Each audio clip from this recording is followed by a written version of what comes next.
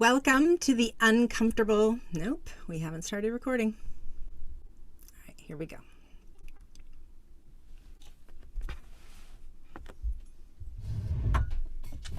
Welcome to the uncomfortable. Nope, we haven't started recording. Here we go.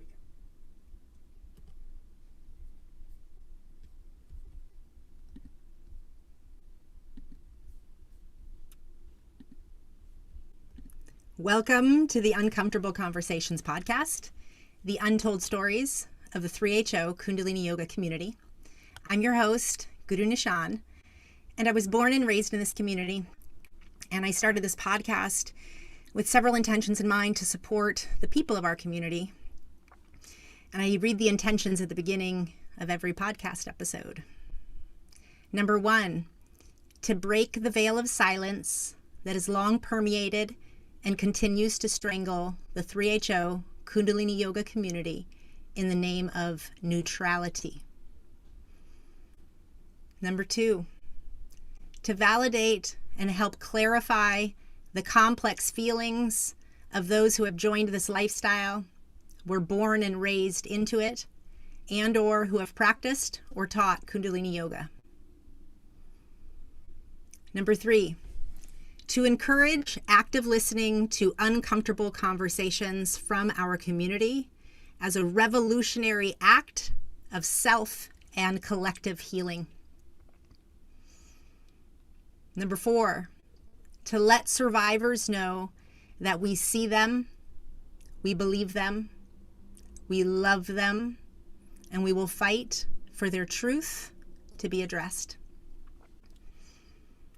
Number 5, to let teachers who are denying, gaslighting, or spiritually bypassing know that what they're doing is willfully ignorant and re-traumatizing victims. Number 6, to illuminate the inherent racism, homophobia, cultural appropriation, and exploitation that perpetuates the teachings, 3HO lifestyle, and the overall community ethos. Number 7, to stop the perpetuation of gaslighting and victim shaming by naming it for what it is. Number 8, to dismantle internalized shame, guilt, toxic positivity, and light-washing mentality. Number 9, to honor all of the parts of ourselves that have been forgotten or silenced. Number 10, to honor each and every body that has come through our community, both named and unnamed. And number 11, to encourage people to do their own research, to process their own emotions, to get somatic therapy and other therapy and support as needed, to draw your own conclusions, and to be critical thinkers rather than to just blindly follow anyone. Please remember that your story matters. Please share it when you're ready. We're here to listen and to support you. On today's guest, it is me, GuruNischan, and I decided to, I've been thinking about being a guest on my own podcast here because I have a 3HO story, of course, because I was born and raised here. And I was thinking about having somebody interview me, but then, I got several emails saying, when are you going to tell your story? And one graceful woman here reached out and just said, I want you to look in the camera and I want you to tell your story. So I said, okay, so here I am. I'm going to read a little bit about my bio so you have a sense of the story I'm going to tell, and then I will go into it. So GuruNischan Kaur Khalsa was born and raised in the 3HO Kundalini Yoga community in 1977 in the Phoenix, Arizona area, navigating a challenging early childhood with lots of chaotic changes, including her mother leaving the Dharma in 1978, custody battles, and despicable communication between fighting parents, among other things. She grew up resilient, feisty, and full of positivity to give to the world that she thought was the power of her light, rather than recognizing these symptoms as deeply rooted trauma patterns. At age 19, she lived and worked in the Johannesburg, South Africa 3HO Ashram, and later in the Herndon, Virginia Ashram as well, with interesting stories that we'll talk about today. After experiencing burnout in her decade-long sales wellness business career, she took Kundalini Yoga Teacher Training with Krishna Kaur in Los Angeles in 2009 to get back to her center and heal.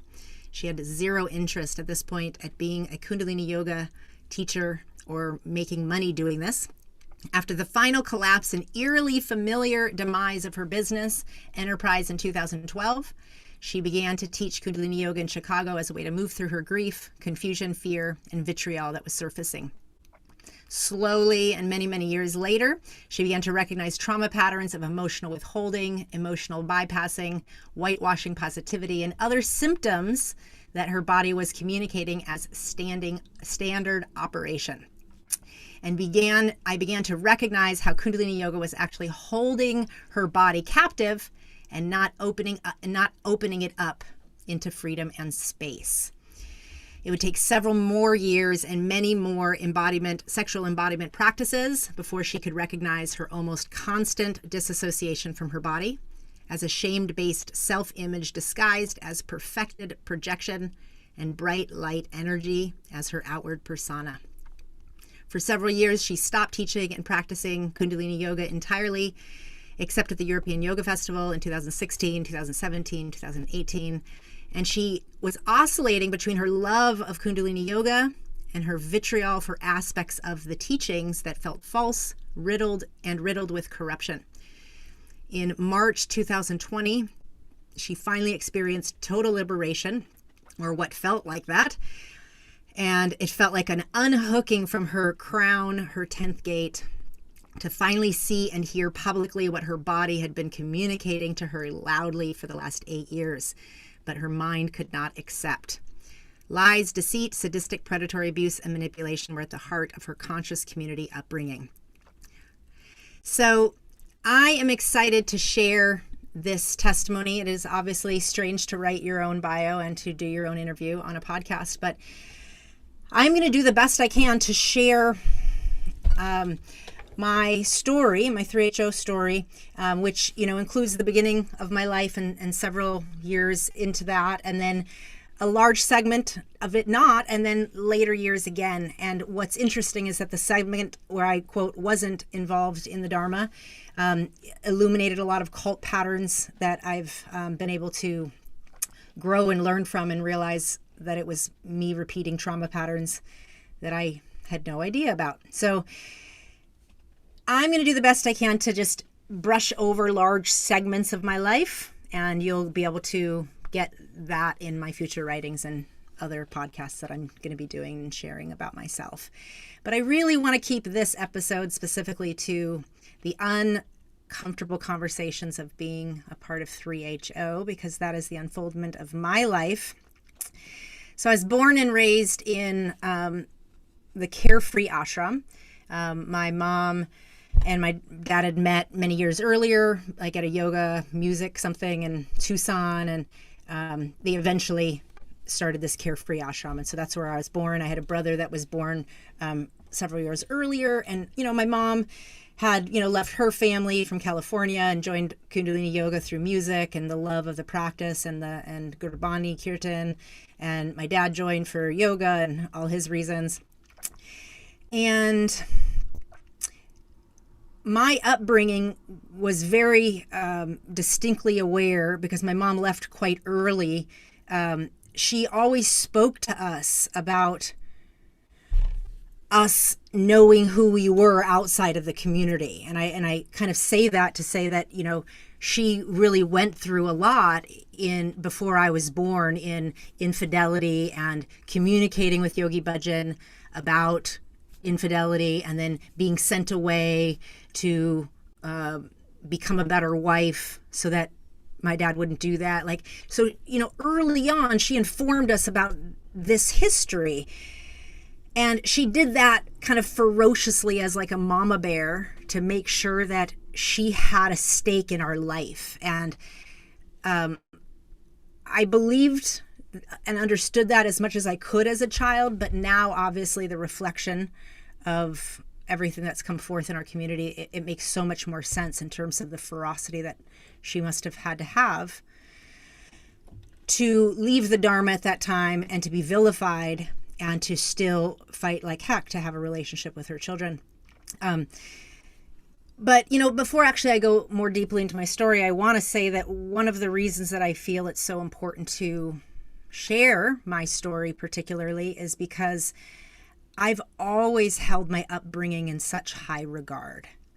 I've done the best I could in my life to really reconcile between the hypocrisy and the abuse patterns that I know existed and what I thought was the good, health conscious, spiritual consciousness that also existed.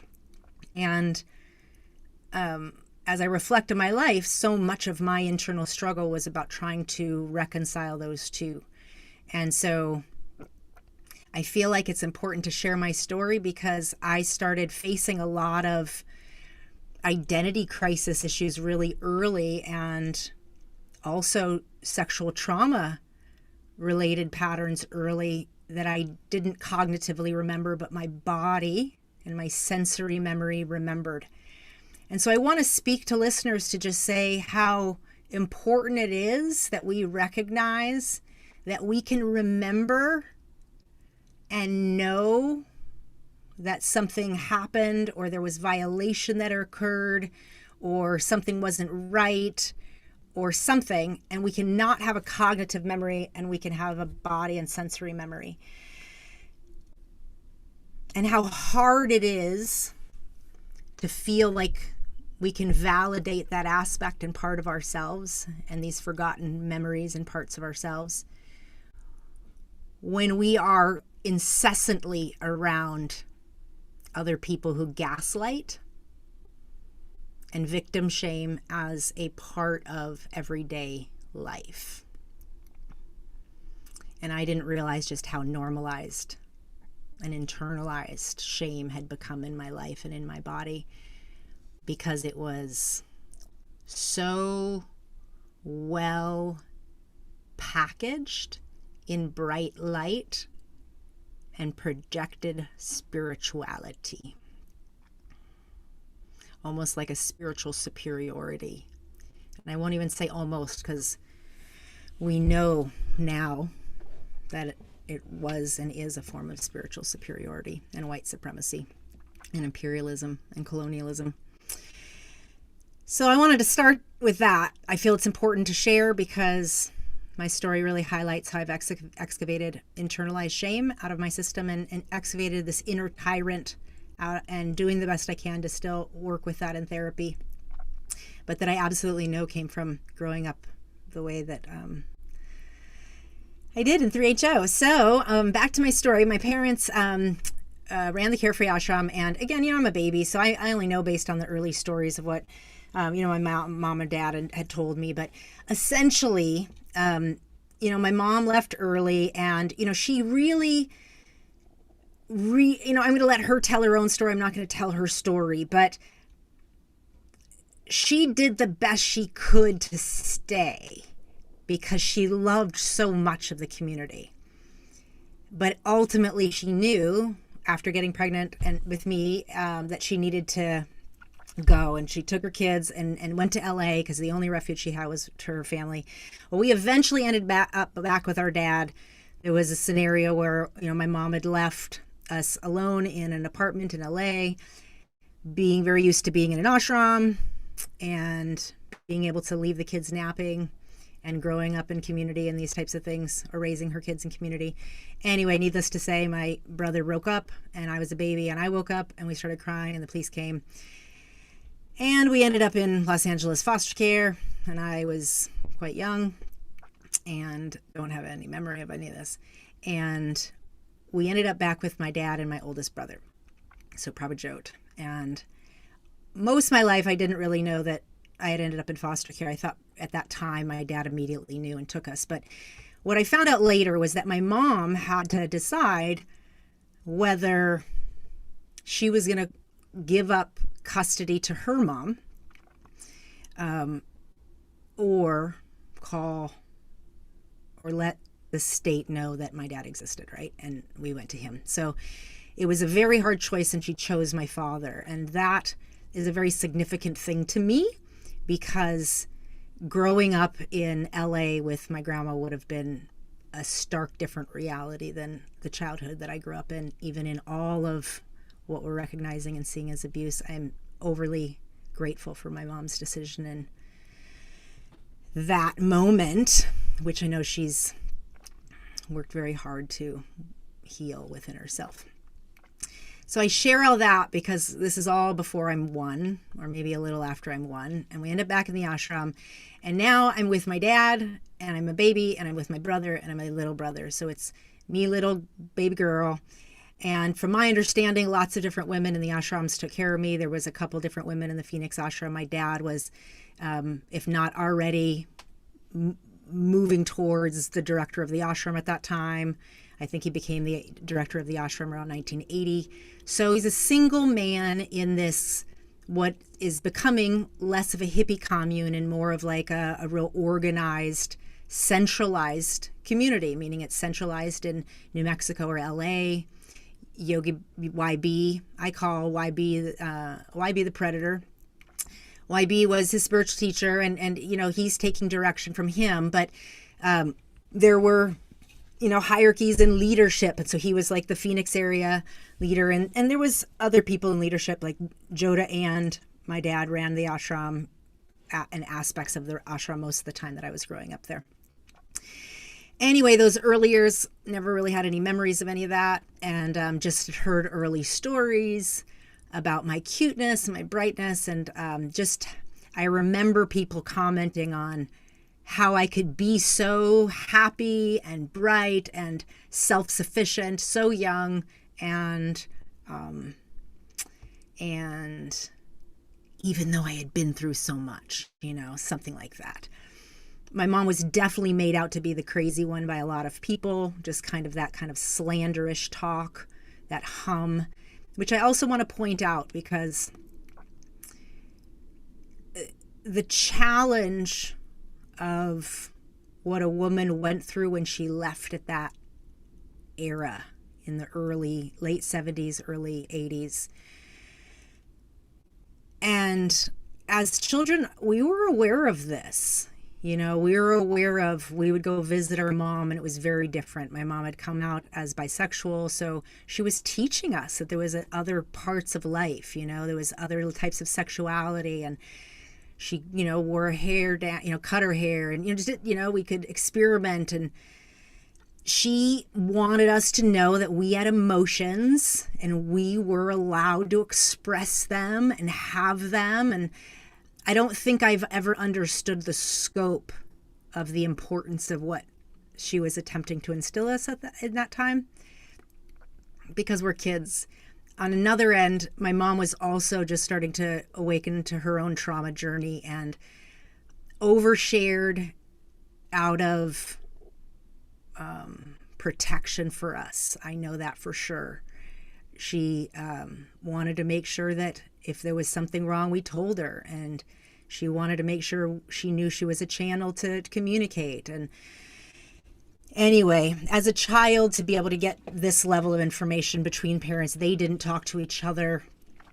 My dad really played a lot of manipulative games, being kind of the head honcho of the community, and direct to Yogi Bhajan and whatever they did to try to ostracize her. I remember she got her house broken into an astounding amount of times, something like 7 times, or in 4 different places or something. I mean, just crazy things would happen. Her car would breaking into, kind of like predatory energy towards her, you know. So and again, she was always made out to be like this crazy, erratic, emotional one. And all she wanted was, you know, her weekend with her kids. If she got her weekend, she wanted her weekend. She didn't want some games being played. Anyway, all that happened growing up. But I have to say that overall, I loved my community. I thought it was awesome. Yeah, I didn't see my dad much because he was the director of the ashram. and everybody counseled with him, and he was away a lot teaching, doing teacher trainings and classes and talking to yoga students, counseling yoga students, healing. But, up until about 3, my dad's single and having lots of affairs, sleeping with different people, whoever he's sleeping with. He'd already had lots of affairs with my mom. My dad had a long history of frequenting his yoga students, which we now know is a pattern, not unique to him. Yeah, so when I was about 3, my dad was told to be married again. Him and my mom didn't, they were basically arranged, but it was like before arranging from Yogi Bhajan was happening. It was kind of like the early people who ran the community.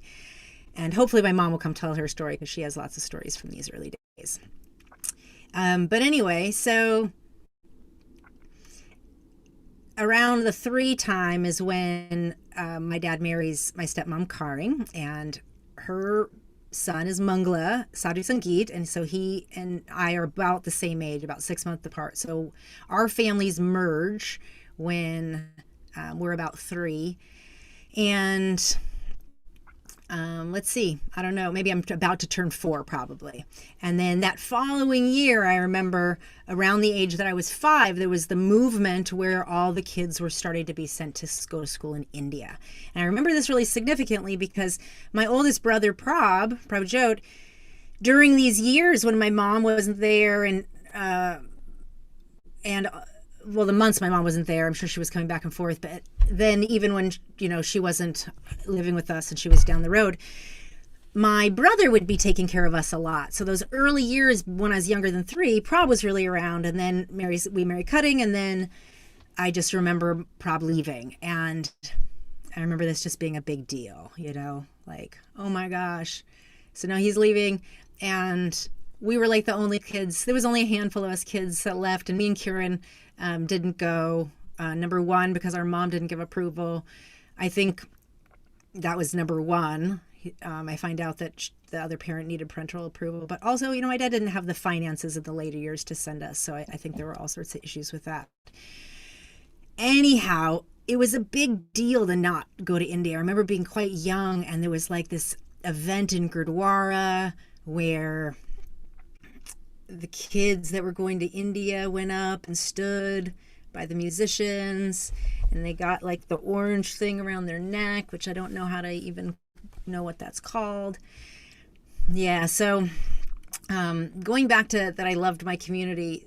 Our community was really cool. There was like Heber Camp, which was like land up in the mountains, and I remember our community like had Langar program where Monday through Friday there was a community meal, and everybody in the community like had to pay for it, as well as like had to serve on a missile of cooking and cleaning or shopping or whatever, however the missiles broke down.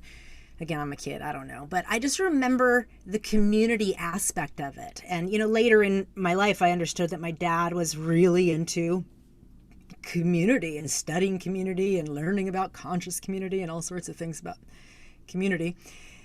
But, these were significant things about our Phoenix ashram. We became, there was the drug treatment program, I remember, up in Tucson, and my dad was quite affiliated with that. I remember being quite young in the early 80s and my dad talking about the drug program and how like people with AIDS and cancer and different kind of diseases that, the medical field says nothing can be done, are practicing and, doing Kundalini yoga and, getting better and getting off the drugs. So there was just like all this, grant funding. And I just remember this stuff. But again, I'm young, and just fragments of memories, right? And then, my dad was very significant in running and doing teacher trainings all throughout the Phoenix Valley. And I remember so many yoga students. I remember just wonderful opportunities that we met people that were cool human beings. A lady that came in from Peace Corps and taught us about West Africa and lived in the ashram, and other cool yoga students. And all the yoga students, of course, liked us because our dad was like the head dude and taught yoga. And he was a powerful and great yoga teacher. And so I remember like sneaking into his classes or after the classes and being like the cute kid that everybody adored. And so I remember the Thanksgivings in Phoenix ashram that were so cool, and kids from other ashrams would come and hang out, and we'd play fun games, especially when the older kids came back from India. And so at this time, Joda and my dad are running the ashram. Joda was the accountant and CPA, and our community had really grown since the early 80s. We had bought several houses all around the block. And I remember thinking my dad teaching me about how, because it was a nonprofit, they were tax non-obligated, and they were able to buy homes cheap and then flip it. And the people in the community had the skills to fix them up. And, we housed a lot of people that were kind of like renegade nomads from other communities that needed more support. We had this 4-plex and we had the 8-plex and we had all these extra homes. And so it was just an interesting, amazing upbringing. I felt like right in this urban area of Phoenix, we had this like urban community within a community, and it was special. We didn't lock our doors. We went across. I could go next door, and there was this code lock, and there was games, and we played together, and I don't know. These were just kind of interesting memories.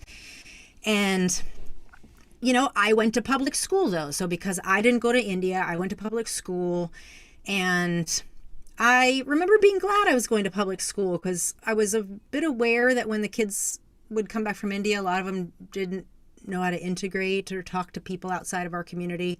I remember being quite young, and maybe around seventh or 8th grade or something.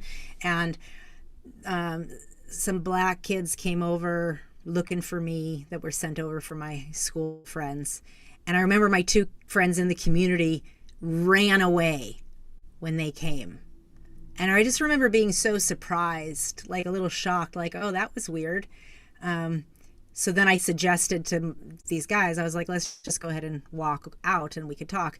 So it was like my first awareness into ignorance and racism in our white community. And I remember thinking to myself, like around when I was like 11, like if our teachings are for everybody and we're all so inclusive and all is one and we are all one and God is in us all and we should see God in all, why are there no black people?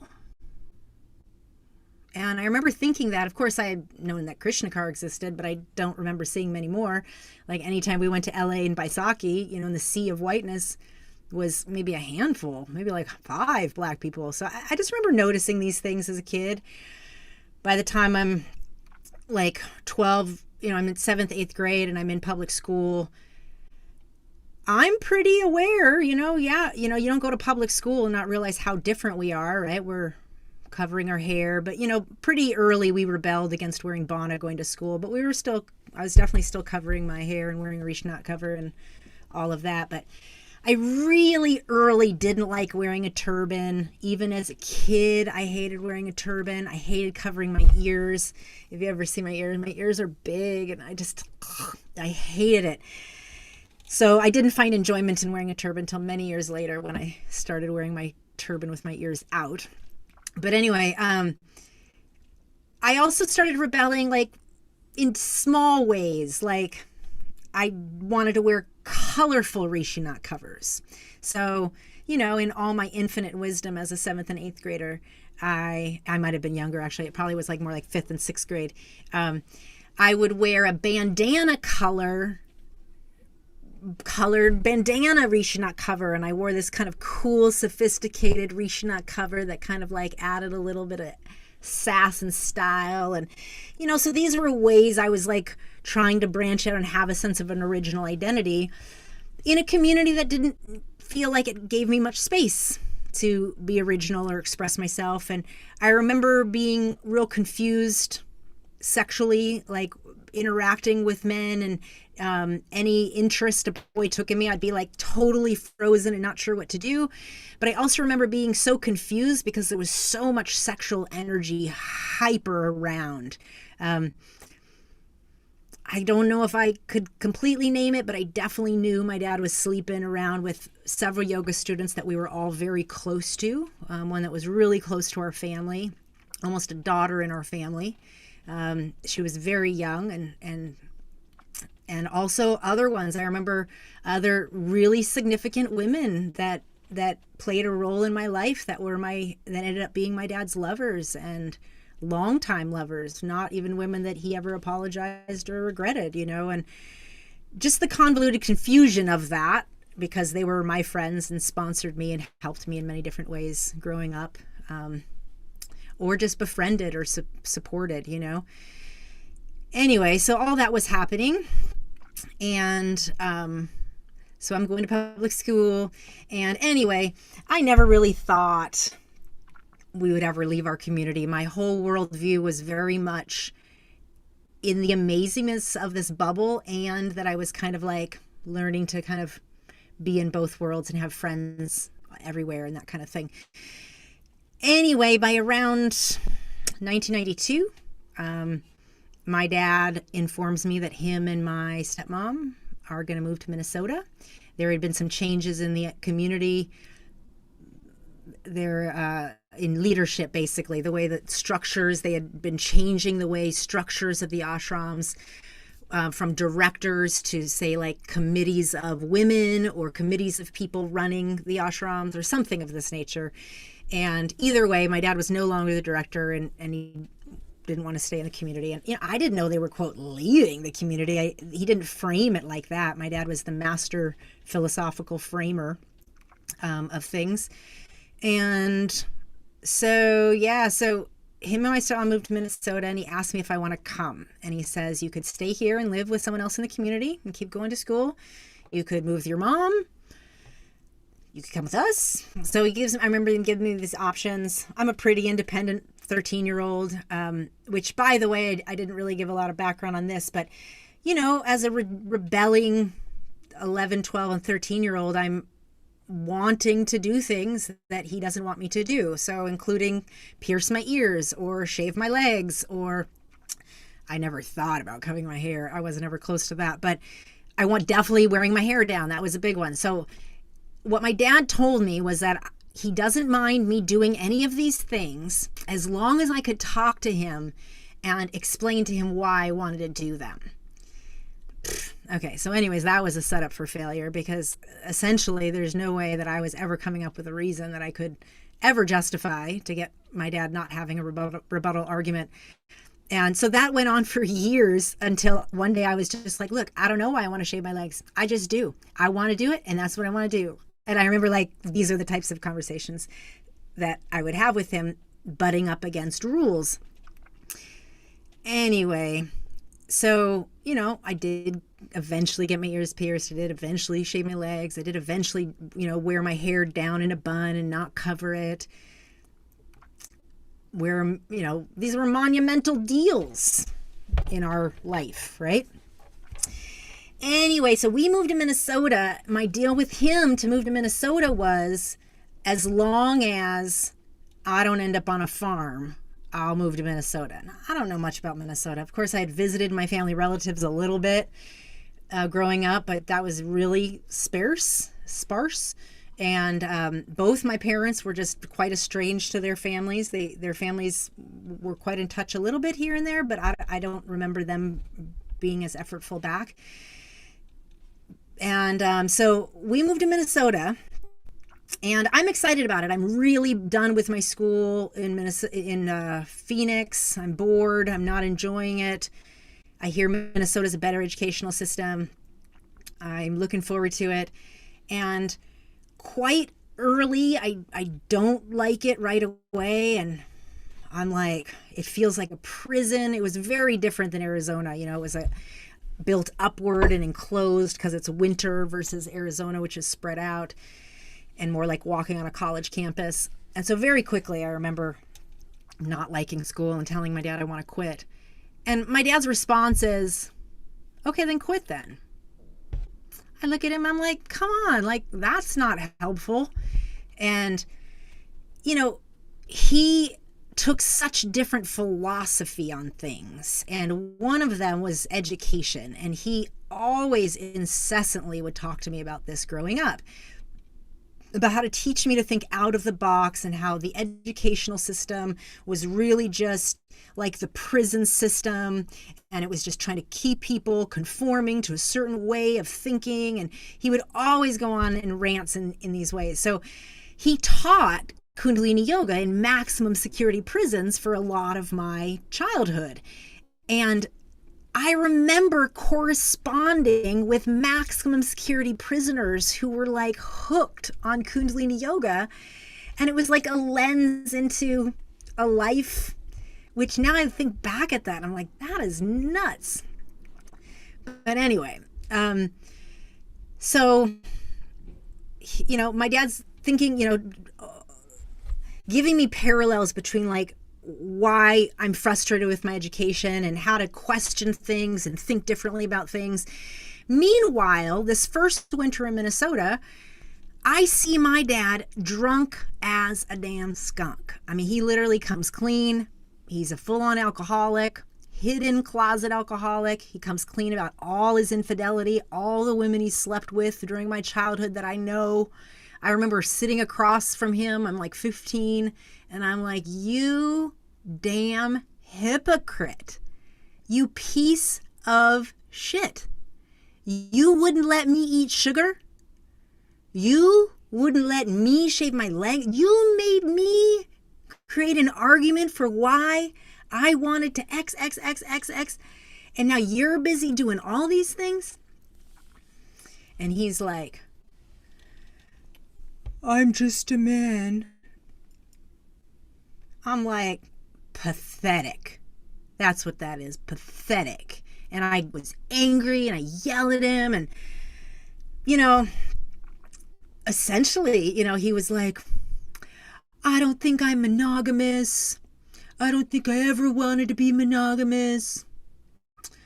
I always wanted to have children, but I never wanted to be married. My teacher always told me to be married. Like, this is me. And, you know, I'm like, look, it's perfectly okay to not be monogamous, but you may want to tell your wives before you marry them, number one. And you may just want to tell your spiritual teacher no if it doesn't interest you. Have enough fucking balls to know what your sense of self needs. Yes? So anyways, I'm 15 and telling my father this, so you know how well that goes. He takes it, you know, and basically from then on, I mean, I start developing a friendship with my dad, right? And he's off the pedestal, no longer kind of like someone I value as guidance. And simultaneously, I see him drunk and like blackout drunk, like not remembering crazy shit he did the day before. And me and my stepmom bond super tight over this winter because I'm looking at her like, yo, has this been happening my whole childhood and I never saw?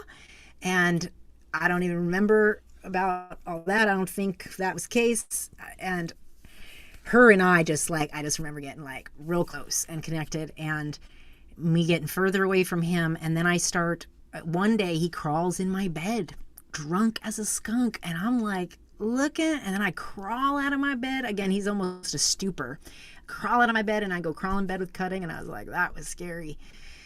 And yeah, so that was my first experience at having a body memory and not having any idea what it meant. I didn't have a memory that it associated with. I just knew in that time, I was like, whoa, yeah, my dad did that to me as a child. Whatever that was, he did that. And I didn't have much more to process of it, but I definitely, throughout the next few years, I definitely had some more awarenesses. Like, yeah, I was molested by my dad when he was drunk as a kid, and I don't know much more. So anyways, it wouldn't be till maybe my senior year in high school in the wintertime, and I think it might have been earlier, maybe junior, but whatever. I did confront him about it, and he gaslit me and spun it around and philosophically just put that right back at me, and how dare you think that I could ever do such a thing, and what are you saying, and just stuff that made me feel like I was crazy balls. And I knew enough to just stop talking and trust myself and contain it back in myself.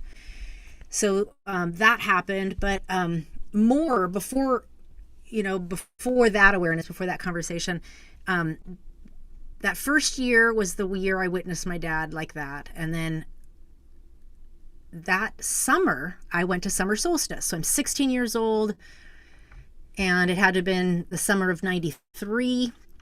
And this is my last year at solstice, and I turned 16, and I'm a guide at solstice. And I'm probably a guide because I want to do tantric. So this is my first year doing tantric, because we never did tantric growing up.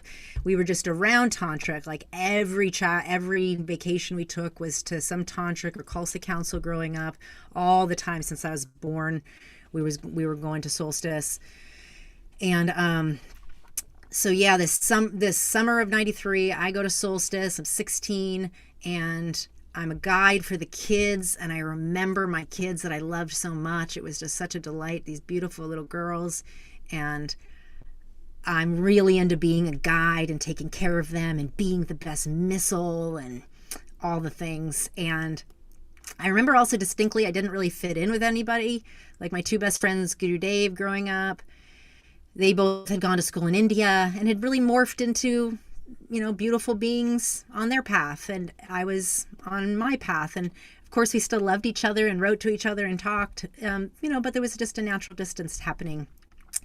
And I remember that year was when Guru Dev was engaged to Jagat Guru, and I have letters that she was writing to me at that time. And so that was the last year I saw any of my friends really at solstice. And that year I was walking, and my left hip went out, and I couldn't walk. And I remember, again, I was a guide, so I couldn't take care of my missiles. And I think her name was Seva Simran Sirikar, was my Jetadar leader, and she had to take care of my girls while healers were going to try to help me to get walking again. And I don't remember who worked on me, but I remember Satsanamkar, this one healer, came to talk to me, and she did some off-body, hands-off work on me. And I remember her looking at me and saying to me, "Are you sexually active?" And I said, "No, not at this time, but I have been before." And she says, "Well, no matter whether you're sexually active or not, you have so much sexual energy in your body, you're going to need to move it around and learn how to move your energy throughout your body, or you're going to end up with health issues growing up as you get older." And I was like, that's interesting. Thank you. They carry me down the hill. They bring me to Khalsa Chiropractic. I want to say his name was Guru Chudan. I don't remember. But he was the chiropractor in New Mexico, in Espanola. And I remember this so significantly. He adjusts me and he looks at me and everything, and he's like, "So you're getting your period and everything okay?" And I was like, "Well, no, I haven't. I mean, I started normal like at 13 or whatever, but then I haven't had it for a little while." And he said, "How come?" And I said, "Well, I don't really know. I've never been to a doctor before." And he's like, "You've never been to a doctor?" And I was like, "No." And I didn't think we'd do that, I think probably was my response. And he was like, "GuruNischan." And he looks me dead in the eye and he said, "You need to go to a doctor. You need to get their information and make sure your organ's okay and all your organs are okay. You don't have to take their advice or their opinion about what they find, but you do need to find out if everything's okay inside you." And I was like, oh, okay, well, that makes sense to me. So anyway, they get me walking, and I go back and finish that solstice and whatever, and go back to Minnesota for the following year, and I go get my first pap smear. And I remember talking to the doctor, and she does my pap smear exam, and she's like, "Nope, everything looks good to me. You're perfectly fine." She's like, "Do you want me to put you on birth control pills and to regulate your cycle. And I was like, well, is that going to help me know whether or why my cycle went away in the first place? And she's like, no, it's not going to help you know that. It's just going to make it come back.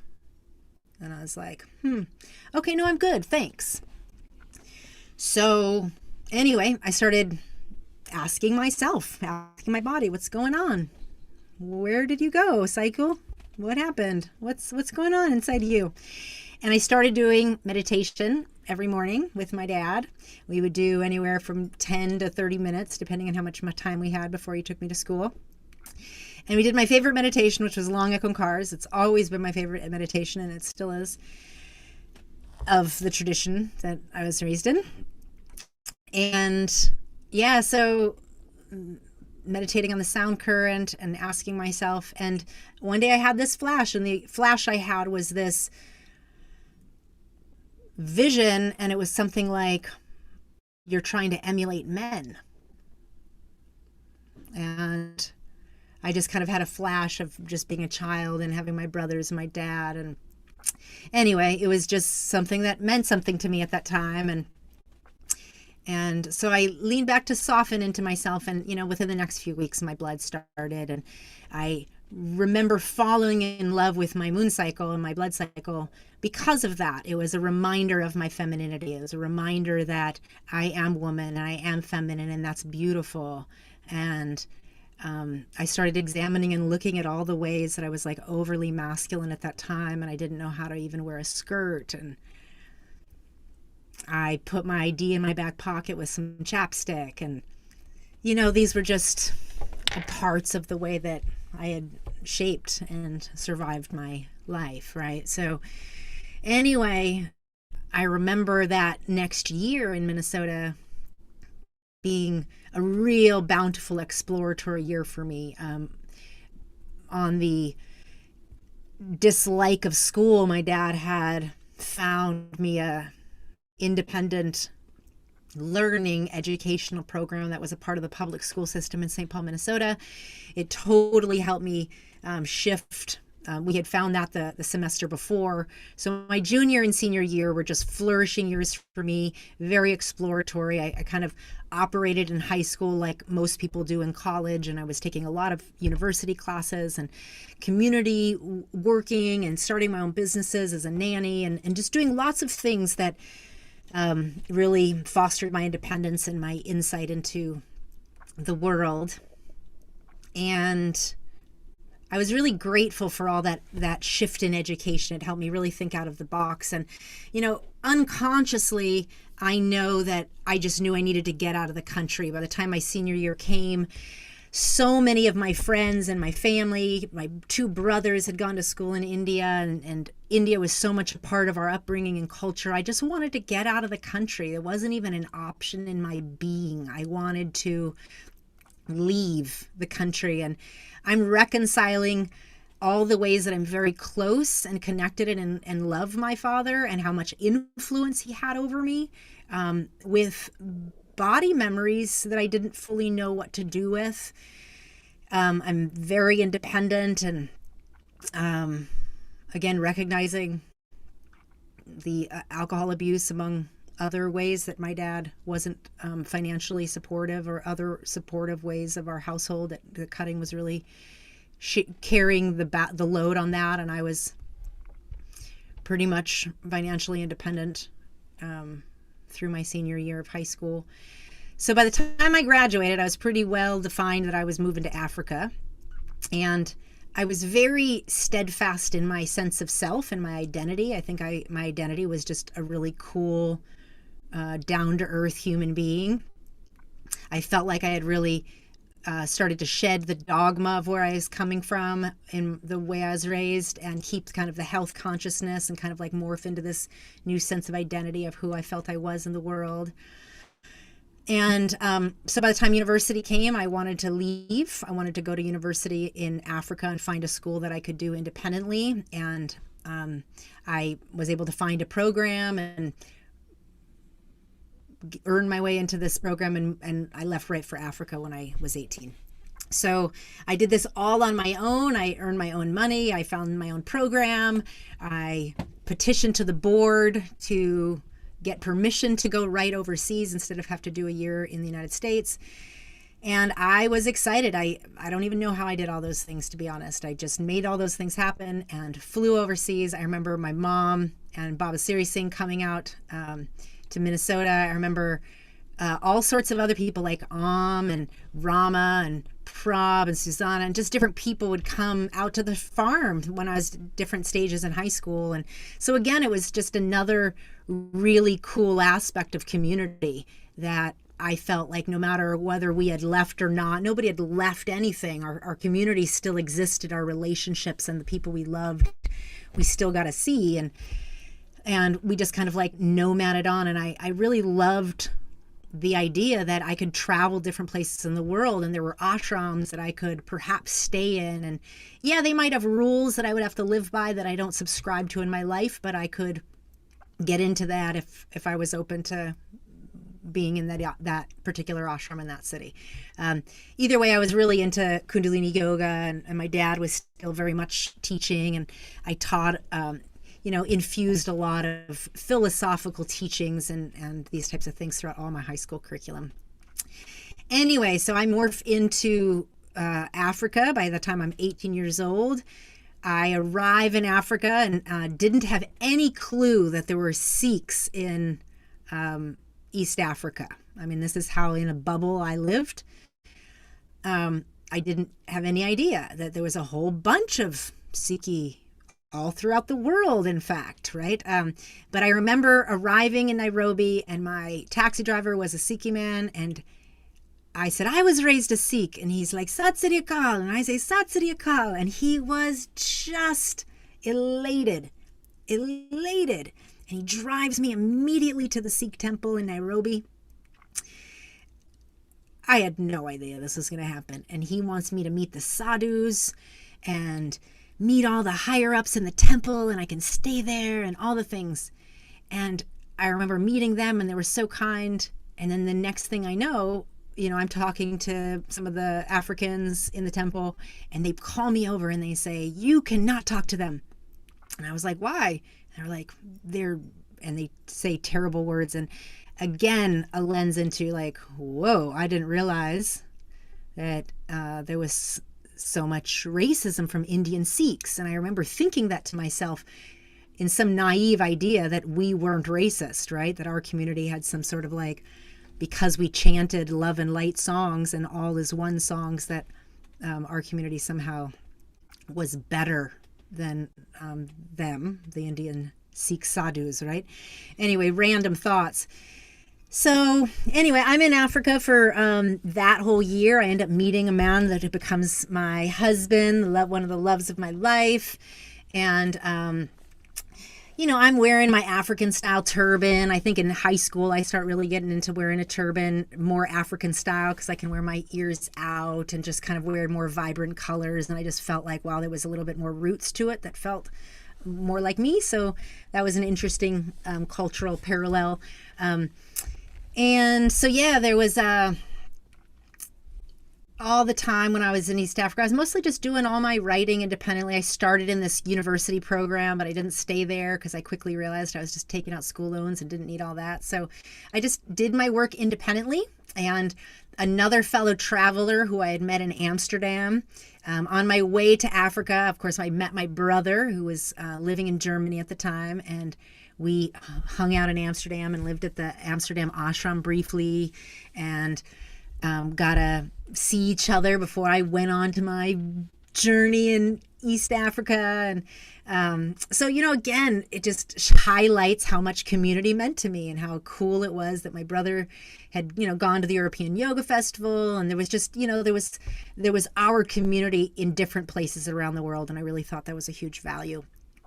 So, in Amsterdam, I had gotten a business card from Mayor Singh, and he also grew up in the Phoenix community. And then when I was quite young, his family moved to Flagstaff.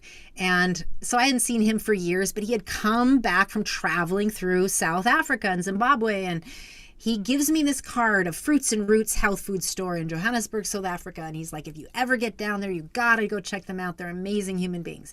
So I remember just keeping it in my stuff, and I go to Kenya and I do my thing. And then at the end of that year, I'm broke. I had $1,000 that I lived on a year, something silly. And I had my return ticket. And, I met my husband, but, I was under no illusion that I could support him. I mean, I had no money. I'm a traveling student. So, we loved each other, but it wasn't like, let's get married and whatever. We just met and loved each other, and I was going to travel on, and we didn't really know where we'd meet next. So I remember being in Kenya and wanting to stay in Africa and deciding, should I use this ticket back to the United States and go back home broke, or should I just stay here and be broke?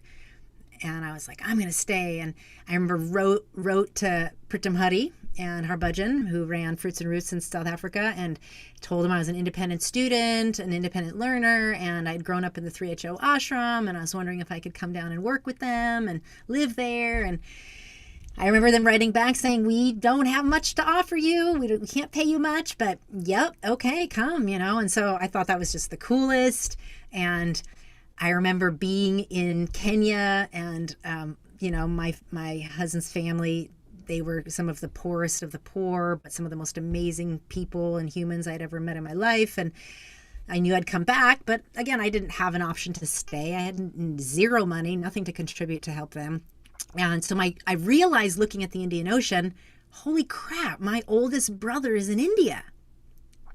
Right now, he's in Bangalore, because at the time, this is like 93, he's working in Bangalore along with Karan and Akasha, and it's, the whole health scribe and Gujot Singh, and I don't know much about all that. I just know my brother's got a cool opportunity working there. And so I call him. I'm like, he's the closest family member to me, and I miss my family. So gosh, he flies me in to see him, and I get to stay with them for a month. And it was like a month respite from the dry deserts and survival mode of being alone in East Africa. So that was amazing. And then he flies me to South Africa, and I start my life in South Africa, and that was amazing. I lived in their yoga center. They had Fruits and Roots health food store, which was like a block from their ashram, and it was right in this cool area called Yeoville. And it was like this budding community that was always like a mixed community, even during apartheid. And there was just so much life and vibrancy, but, there was a lot of talk about the amount of dangers that were kind of on the rise. And, I didn't see it at all like that. I just enjoyed this budding sense of freedom that people were experiencing and exploring and discovering. And I taught yoga in the ashram, and I loved community. I loved waking up in the morning and doing sadhana together. I loved yoga classes. I loved these parts of my upbringing I loved and still love. And eating together and community times. And I do have to say, this is definitely registered as one of the most happiest and beautifulest times of my life. I was independent. I was making money. I was living halfway across the world. It was awesome. Not too long into living there, my husband at the time, Fiswali, he writes saying, hey, can I come down and work with you? My visa to America didn't work. We were trying to get him a work visa to America with Baba or someone, because he had a daughter in Minnesota that we wanted him to see. So it was just all just trying to help people get where we need to go, right? To keep the love connection. So I wrote him back saying, I don't know. I'll ask them, but I don't think you're going to like it here. Like, you can't eat meat, you can't drink, you can't smoke, we can't have sex unless we're married. Just all these things, and I just said all these things. And anyway, he decides to come anyway. And later on, he told me he thought I was joking, but I knew that I could adapt to his culture and how much I liked it. I didn't ever know if he could adapt to mine. And, we never knew how he'd do in America until he came to America. But I never at that time ever thought that we would ever come to America. My thought process was I could live in South Africa and I could create a living wage and somehow live in Africa and we could have a life there. So I was in that little naive bubble. But anyway, within that year, I lived there for a while, absolutely enjoyed that. I had a funny story in South Africa. There's so many things I don't remember about that time, but there's so many wonderful things I do. And Hari Bhajan was their young child. And again, I'm doing a lot of independent writing and kind of taking my experiences and writing them up for my future academic achievements. And so I remember in Kenya, I was complaining to my ex all the time that my hair felt really thin and it was falling out and I wanted it to be thicker. And he was like, well, just stop combing it. It'll get thicker. And I was like, no, my hair won't do what your hair does. My hair won't dreadlock because I'm white. And he was like, no, that's not true. And then I didn't believe him, and so I didn't do it. But in South Africa, I kept complaining. And I remember one day he's like, just stop combing your hair. So I decided to give it a try. And I remember he's like, let me take care of it. And he would massage my scalp and he would like wash my head in oil and avocado and eggs. And he would massage my scalp, but we wouldn't comb my hair. And this was a big deal because growing up, combing our hair was a really big deal. And it was a part of the reverence of having hair, right? It was a part of the 5Ks, right? And so combing it up in the morning, combing it down and covering it and just kind of the reverence of hair and the antenna and the energy of it. And so I decided not to and let my hair do what it's going to do. And it was just so funny because, I covered my hair in a turban a lot of the times, but sometimes I needed it to breathe. And I just remember, like, it had to have been months in. It must have been like 7 months or something. And I remember Pritam Hadi coming out one time. I'm sure you won't remember this story. And she had her comb and her brush, and she was like, I have an idea. Let's have a combing hair party. And let's comb our hair together. And I looked at her and I was like, I haven't been combing my hair for months. And she was like, oh, yeah, I thought something looked a little messy. And it was so funny to me because it was like, again, it was a really hyper aware understanding of how much identity shaped me. Like, oh my gosh, if I don't comb my hair, this is going to be a jab at my identity. And can I face that in the face of somebody's criticism of this choice of mine? And kind of, I started learning how to actually revel in the rebel identity. So like whether it was from very young and wearing a pink Rishnat cover or just all these ways that I was like fighting to find myself, right? And kind of then finding myself being steadfast in I'm going to constantly be a rebel, tell me I can't do something and I'm going to prove you that I can. And that started to become a part of my persona. Anyways, I started missing my family, decided I wanted to go back home, get enrolled in school, get my education official, and then I wanted to come back within the year, and I was going to live in South Africa and do some educational based, I was doing my education and experiential kind of work. And so I go back to America, and in this short period of time that I'm there, my dad has found a university program at the University of Minnesota for his own education. I get enrolled. I'm the youngest student because this is a program designed for adults who quit their university and then want to kind of take their lived experience and get it counted for credit. So I get approved and I go through this really intense writing initial dissertation semester, and so I can get official. And once I'm official, then I can go back to traveling wherever I want. So I had to stay in Minnesota for this period of time. Faiswali's back in Africa. This is really hard. We love each other. I'm trying to be here for educational purposes so I can move my education along. During this time, I get a call from my brother in India, and he says, Guru Jot Singh is looking for somebody who has experience in Africa and India to do research on nonprofits and da. And I thought of you, so I recommended your name.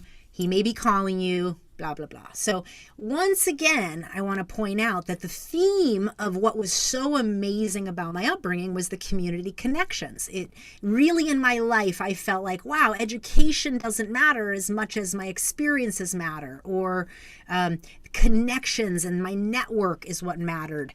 So while that is a true statement, I really also kind of thought, because of the connections in the world that my community offers, I can figure out a blossomed life through this. And anyway, I kind of digested and thought that was a pretty cool reality at the time. So I ended up getting a call from Guru Jot Singh. This is how I end up in the Herndon, Virginia ashram around, I want to say it had to have been like 98, 99-ish, maybe 98. I have to have been around 21, 22, and I'm working for Guru Jot Singh in this kind of quasi position for this company that he was starting called Shield Corporation. I think that's what it was called. And I was like doing everything from researching not-for-profit NGOs in DC, which I found fascinating as heck. Of course, I'm loving that I get to research these organizations, but I'm not really doing much. He's definitely paying me.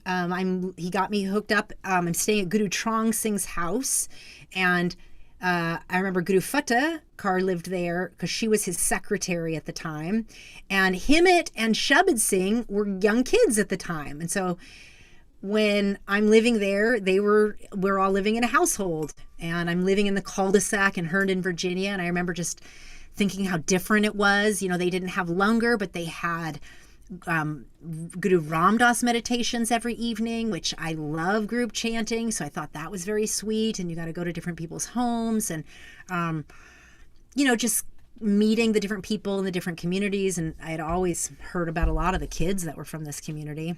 And I knew Bhagwan from my, same age as my older brother. And, only reason I knew most of the kids in the community was from my older brother. We had the kind of the cool kid connect because my oldest brother was a part of that oldest generation.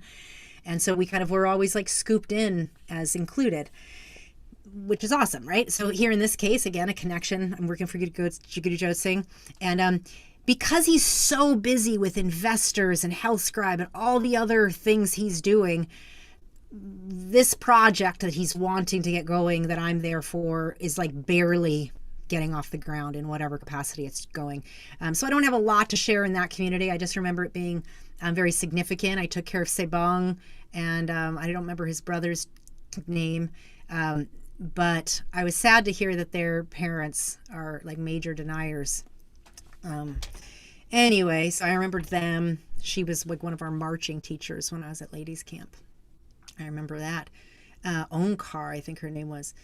Anyway, so one of the stories I wanted to tell about Guru Jot in New Mexico was, not New Mexico, sorry, in Virginia, was I had dreadlocks at this time. So I forgot to finish telling the dreadlock story, but with, so at this time, my dreads are barely coming in, right? They're my lifetime of hair shrunk up into like 7 dreadlocks. It looks really messy and a bit horrendous. And I'm wearing a turban most of the time, but sometimes I wear my hair out. I'm wearing bright orange, colorful turbans. I loved it. And so at this time, he says to me something like, do you want to we could call up Yogi Bhajan together and ask him what he thinks about dreadlocks?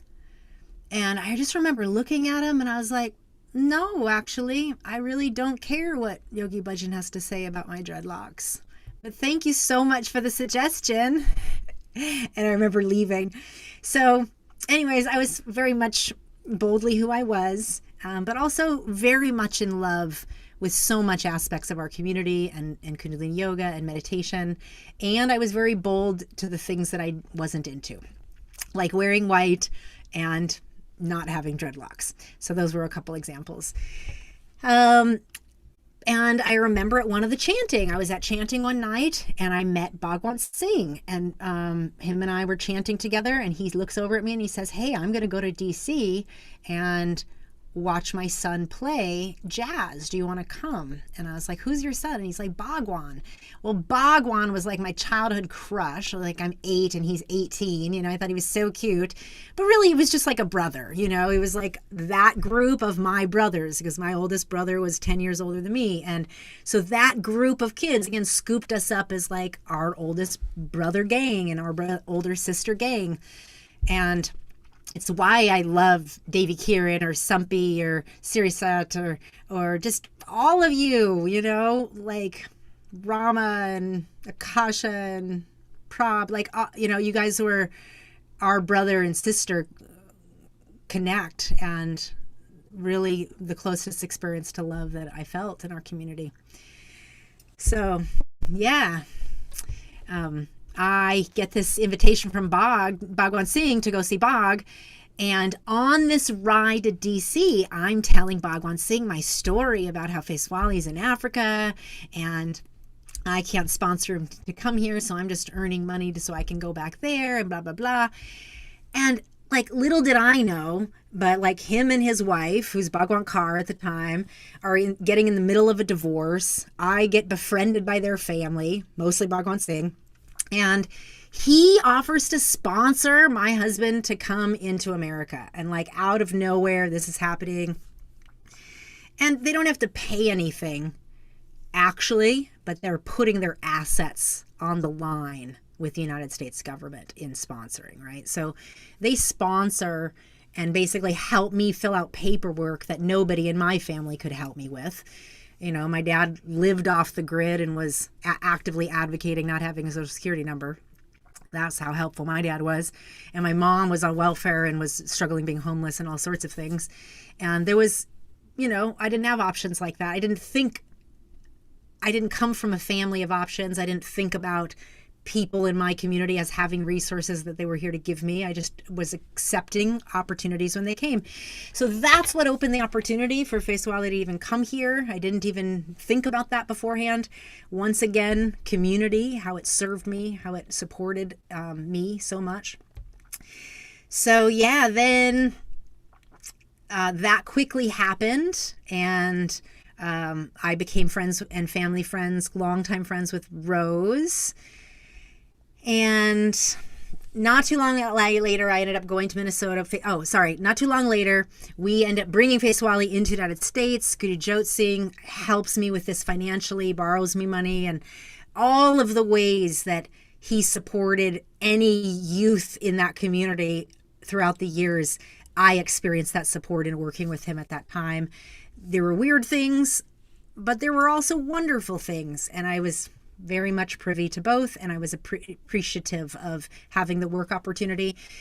As it became clear that I was no longer working for him and I started working for other people to try to make ends meet, me and Feiswali ended up, so for a little while, Feiswali and I lived in Guru Trung's house in the basement, and before we got him here, I remember doing this 40-day meditation of Langa Konkar's. Guru Jot Singh asked me to do a meditation with a young lady that was living there at the time named Manisha, who, quote, was off track. She was doing drugs. I remember her saying she was really just like smoking cigarettes or something, or drinking. And he said, will you do a 40-day meditation with her? I want you to do 2.5 hours of Langa Konkar's. And so I was like, okay. And I loved Langa Konkar's. I'd never done them for 2.5 hours, but I was all game. And I put my intention of bringing Feiswali here. I had the love of Bhagwan Singh and Bhagwan Kaur or Rose, I should say, at the time. And there was just so much love that I experienced at that time, being in the community and being in Guru Trung's house and Guru Fatakar, just all of that. So eventually we got him here, and so there was we went to Minnesota, and there was about an entire decade that I just said wasn't at all associated with the Dharma, 3HO, or any of it. It was all through Minnesota, and then eventually from Minnesota to Chicago. And I ended up in a network marketing business, and this came after, many years of working in education and working with my father. And I remember just being enticed by this business because it wasn't set up as a home-based business. It was set up as a corporate business, and it looked somewhat like a real estate office where everybody had desks and were making phone calls, and they had a real business model to it. And I remember sitting in this business presentation and getting hooked on this idea of residual income. And Faiswali and I are looking for work, and maybe he has a job as a chef and I can't find work, and I hear this idea of residual income, and I had this dream of being able to get back to Africa and help his family and live there and travel the world and just kind of do the things that I loved, be a philanthropist, but I knew I needed to learn how to make some money. I didn't come from a family of business owners that taught me anything about making money. So I ended up in this business, and I'm very charismatic. I'm a great communicator, and I have a big, bright turban, and I have my dreadlocks. And so I don't fit the part, and I'm hyper aware I don't fit the part. They don't like me not fitting the part, and I'm getting off on that. And so I do that for several years. I'm doing my own thing. By this time, my identity is very solidified in being different. I'm proud of being different. I'm proud of going against the grain. You can't change me, and I'm going to prove you wrong is kind of my philosophy. Definitely deeply rooted in the pride of being a Western Sikh, being so different, so young, growing up in public school, being asked repeatedly, what's your name? What's your name? I'm just going to call you this, or what's that thing on your head? What's that thing on your head? You know, you grow tough skin. And I remember reporters writing stories about us and then not using our own picture. They would use fake kids' pictures with towels on their head to replicate us. You know, like, you don't grow up in a childhood like that without growing some thick skin. And so I understood that and a sense of identity. It wouldn't be for several years, I'd say about 3 years into my network marketing business, that I considered changing my look. And it really came because I wanted something different. I was able to grow a lot of sales. I made a lot of sales. I was always quite charismatic in my selling, but I wanted to duplicate and I wanted to grow a team. And they kept telling me that if I followed these steps, 1, 2, 3, 1, 2, 3, that I could get those results. And I remember thinking to myself, what if I did listen to what they had to say, and what if they were right? And I remember the moment that I decided to cut my hair, and I was living separately from my husband at the time. I was working in an office in Iowa, and I remember calling him and saying, I think I should cut my hair. And he was like, yeah, I dreamt about that last night. And anyway, so that was pretty much confirmation. Not too long later, I cut my hair for the first time. This is I was 27 years old. By this time, my dreadlocks had grown quite long, and they were cool as heck. I loved them.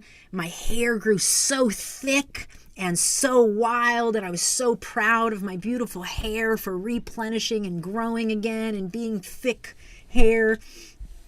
And I was deathly afraid of cutting it.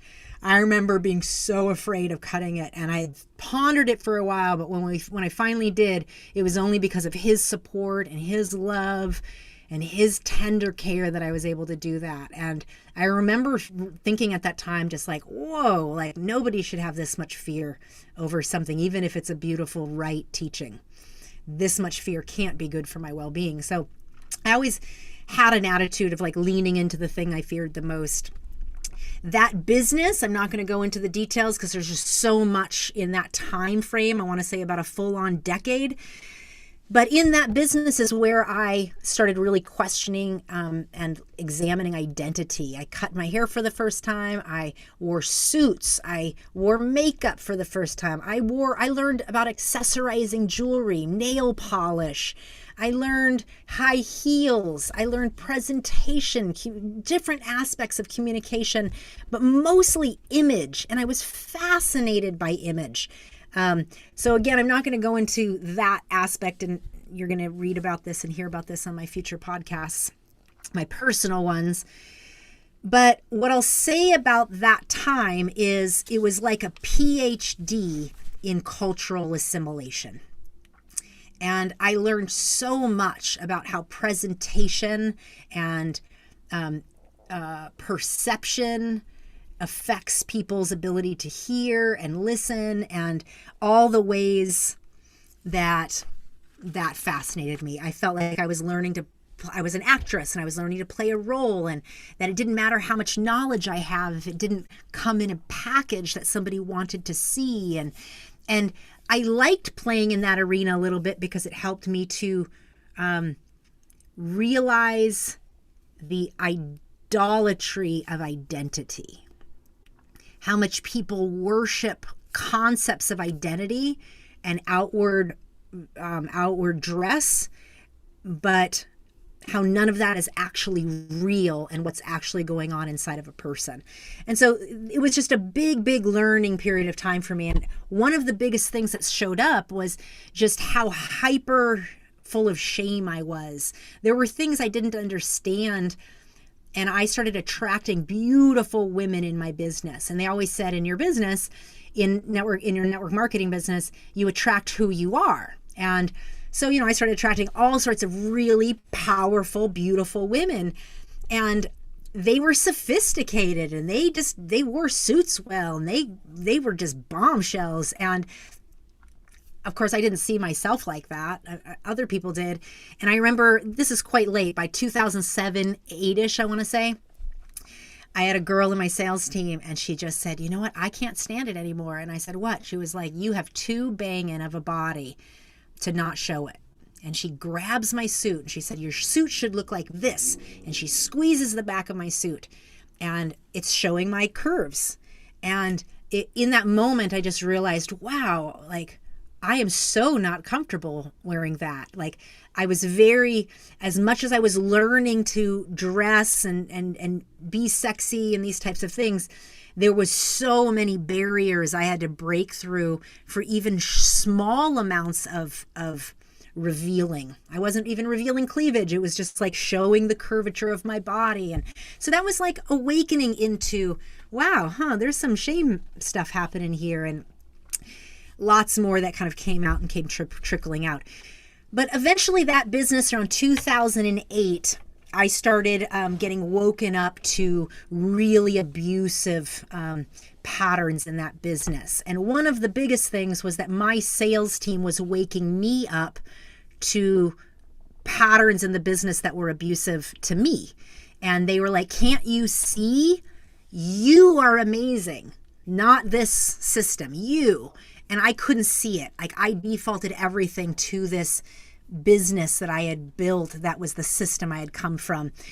And now reflecting back, I can very much see all the parallels of how that business was so cult, and I was primed for it. I understood how to live in communal settings. I understood how to live on nothing and sleep on the floor and sacrifice and live on a couple dollars a day. I had lived in Africa for heck's sake and grew up in an ashram. So there were a lot of things about that decade in business that I sacrificed and did. Me and my ex-husband separated. My dad and him became good friends and moved off to California. And he's the one who took care of my dad when he passed away. And it wouldn't be till like 2006 that when my dad passed and I had to process, his abuse and all the things, that next year I dropped like 50, 60 pounds and cleared a lot of his toxic energy out of my body. And that next year, 2007, 2008, my business exploded. I felt like I had dropped the dead weight of my past and my past abuse and shed the dogma and kind of kept the good parts of my life. And around 2008, 2009, my sales team woke me right up out of my stupor and said, this is a toxic sales model and we're not staying in it. And they pulled me out of the rubble. I had no idea that I had just invested a decade in a really horrible, toxic leadership model that was based on fear and scarcity and abuse and tearing leadership apart. And there was this vortex of leadership. Again, I'm not going to go into this story because my coming podcast is going to go into detail. But what this event did was it brought me into stark reality with how much fear and insecurity I was holding. And so the immediate thing I start doing is the 10 bodies yoga set, and I start meditating, right? Doing long Ekongkars. Now, this whole decade, I'm not doing yoga at all. I'm just full on in my business, and I'm transforming and learning all about my identity and learning about scarcity and money. And there was a part of me that was running from being a yoga teacher and wanting to learn to be an entrepreneur, because in my childhood perception, there were haves and have-nots in our community. And it was people that made money had the businesses, and the people that didn't have money were the workers. They were the yoga teachers. They taught in community centers and prisons, and they ran local trainings and stuff. So, I mean, that's a real simplistic childlike view, but that was this perception of mine. There were people in the community that had money, and we weren't them. So we had to go on opportunities and connections, and I thought I had done that pretty well. So, at this time, I start meditating. I'm doing the 10 Bodies Kriya. I'm in the middle of a devastating moment in this business. They're trying to tear my business apart and turn my leaders against me. It's like full-on ostracization. I mean, it couldn't have been more parallel to my growing up years. We're literally like bunkering down. We're not answering calls. Anyway, it was crazy. And I'm meditating, and who comes to my ether? My dad, and then Krishna Kaur. My dad, and then Krishna Kaur. So I call up Krishna, and she's like, come see me. And we talk, and I didn't really know why I felt so close to her. I just know I always did. So that 2009, I went out there. I spent time with her, and I was really distraught and crying, and I got very clear message that I should move to LA and do teacher training. I started getting a clue into why I felt so close with her, that she was around when I was growing up, when my mom was having a lot of trouble with my dad and was trying to get help and some sort of respite. Krishna was the one sent to the ashram to kind of calm her down. Krishna had direct communication with my dad because she was the head of like the southwestern region, the go-between at that time, between Yogi Bhajan and my dad. So she married my stepmom and my dad. So there was just, when I was little, I was on her lap at their wedding. So there was just things that it was like starting to make me realize this is why you remember her so much. I do teacher training in 2009-10. I ended up moving to LA. First time that I stopped doing my business. I tell my sales team I love them, but I need to get my health back on track. They bless and love me. And that next year I sleep and I do teacher training and I do a lot of Kundalini Yoga, and I'm getting back to what I thought was my center. And I start noticing weird things like I thought there were things that I just couldn't believe. It had been a decade. It had been since I was 16. So more than a decade since I had been around 3HO. And I was like, wow, why are they promoting turbans in teacher training or Japji in teacher training? I remember just thinking that was weird. By the way, the lawsuits were in full effect right now. I think this is about 2009. I'm living at Guru Tej Kaur's house in LA, and I'm taking teacher training with Krishna Kaur. They were on opposite sides. One was the unto infinity side, and then Krishna Kaur was like the legacy. I didn't want to have anything to do with it. I didn't want to talk about it. I didn't want to hear about it. They were just doing whatever they were doing, but I was in both. And I just started becoming aware of like, wow, there was just masculine energy of Krishna that reminded me of me and my dad. And I was like, that's interesting. And so there were just things that Krishna wanted me to teach. I had no interest in teaching. This was all just about my own well-being. I was very much enthralled in my business still. And some years went on. I ended up back in Chicago, and there was this, my business comes to a final collapse in like 2012 because I just couldn't heed the call of what was really happening at the time. And when this finally collapsed, it was like, ding, ding, ding, ding, stop. You are repeating something. And your soul is repeating something. And it was so loud and clear. I had just lost a business and my residual income that I invested a decade in. I felt like I lost my family. I was being ostracized. People were trying to kick me out of my own community, my own business community. There were so many parallels. It was silly.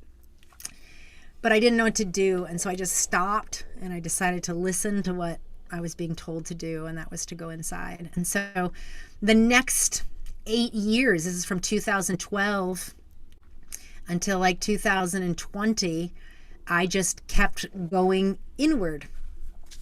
And I got a vision of what I should do. And the vision was take my growing up years in spirituality and consciousness and merge it with my business years in marketing and sales and build a brand.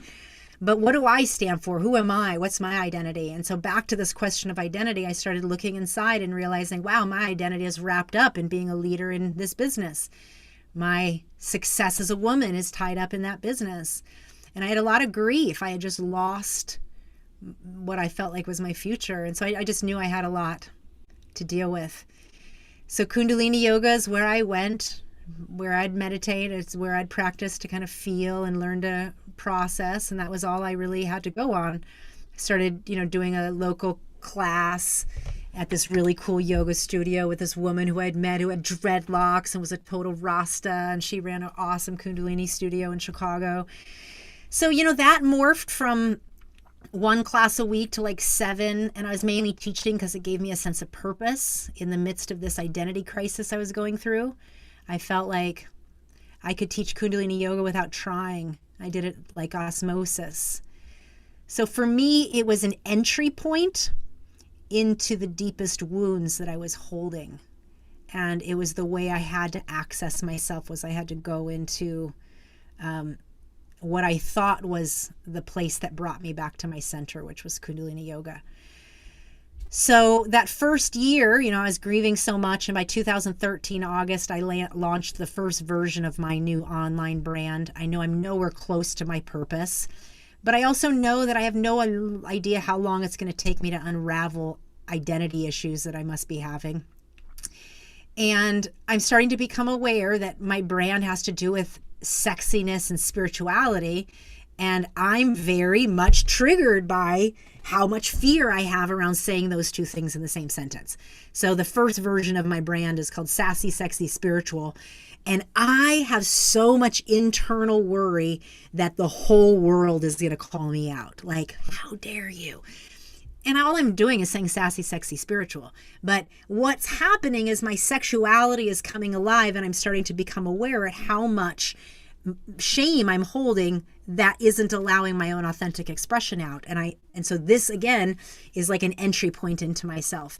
And once again, this whole next 8 years, I'm not going to go into detail because the book I'm writing called The Predators in My Body is what details this 8-year journey that I call spiraling into my own center, spiraling into my pelvic bowl, and the amount of shame, slut shaming and victim shaming and predatory abuse that I had grown up around that was literally lodged in my body and in my physiology. But at this time, I didn't have that much awareness. I just knew I started teaching Kundalini Yoga. I would never really bring up YB because there was so much I didn't like about him and thought that was hypocritical about him. I've always thought that he slept with his secretaries. I had no idea the extent of abuse.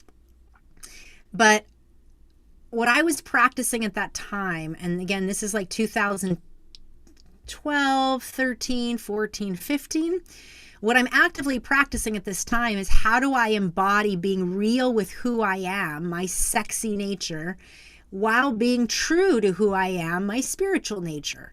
And how do I not hide one while showing the other? And I really wanted to reconcile how to be both.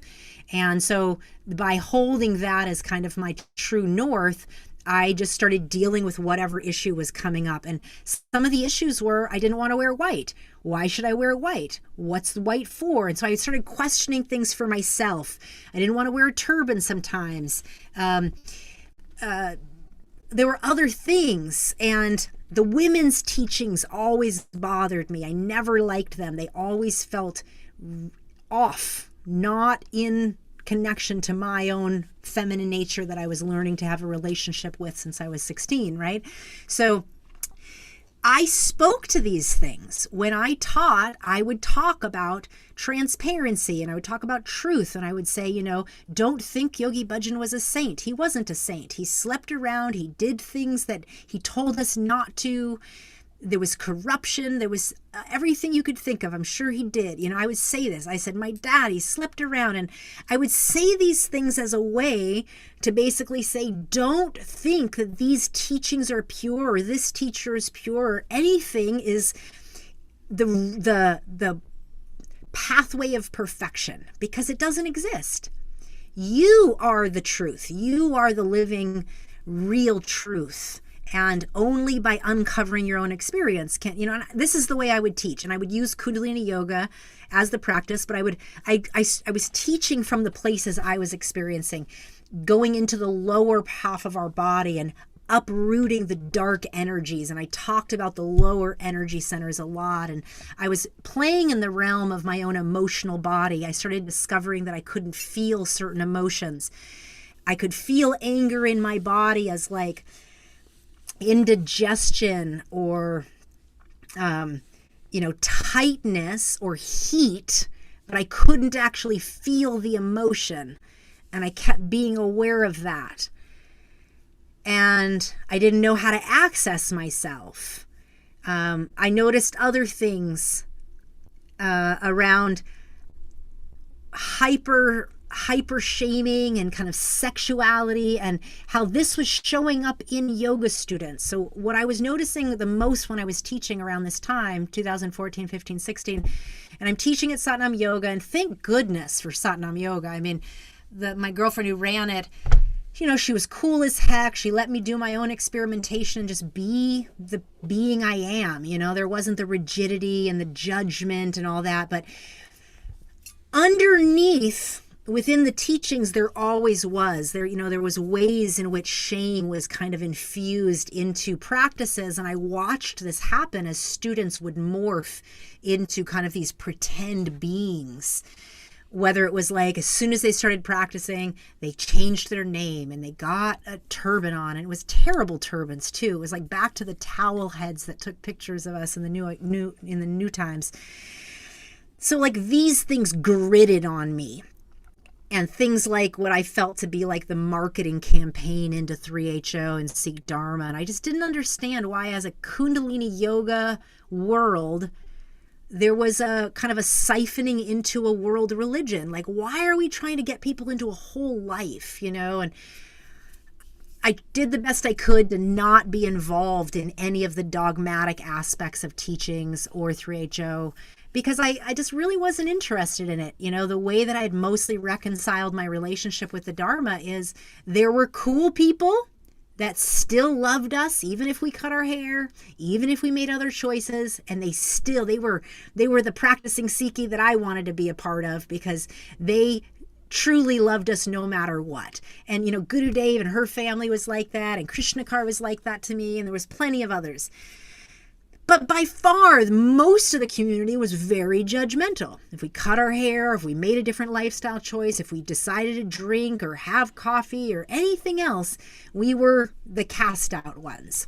And you just kind of got used to that. And then over the years, you saw people relax a little bit more. But generally, the ethos was the more somebody left the Dharma, the more relaxed they became. Like the cooler they were to be around.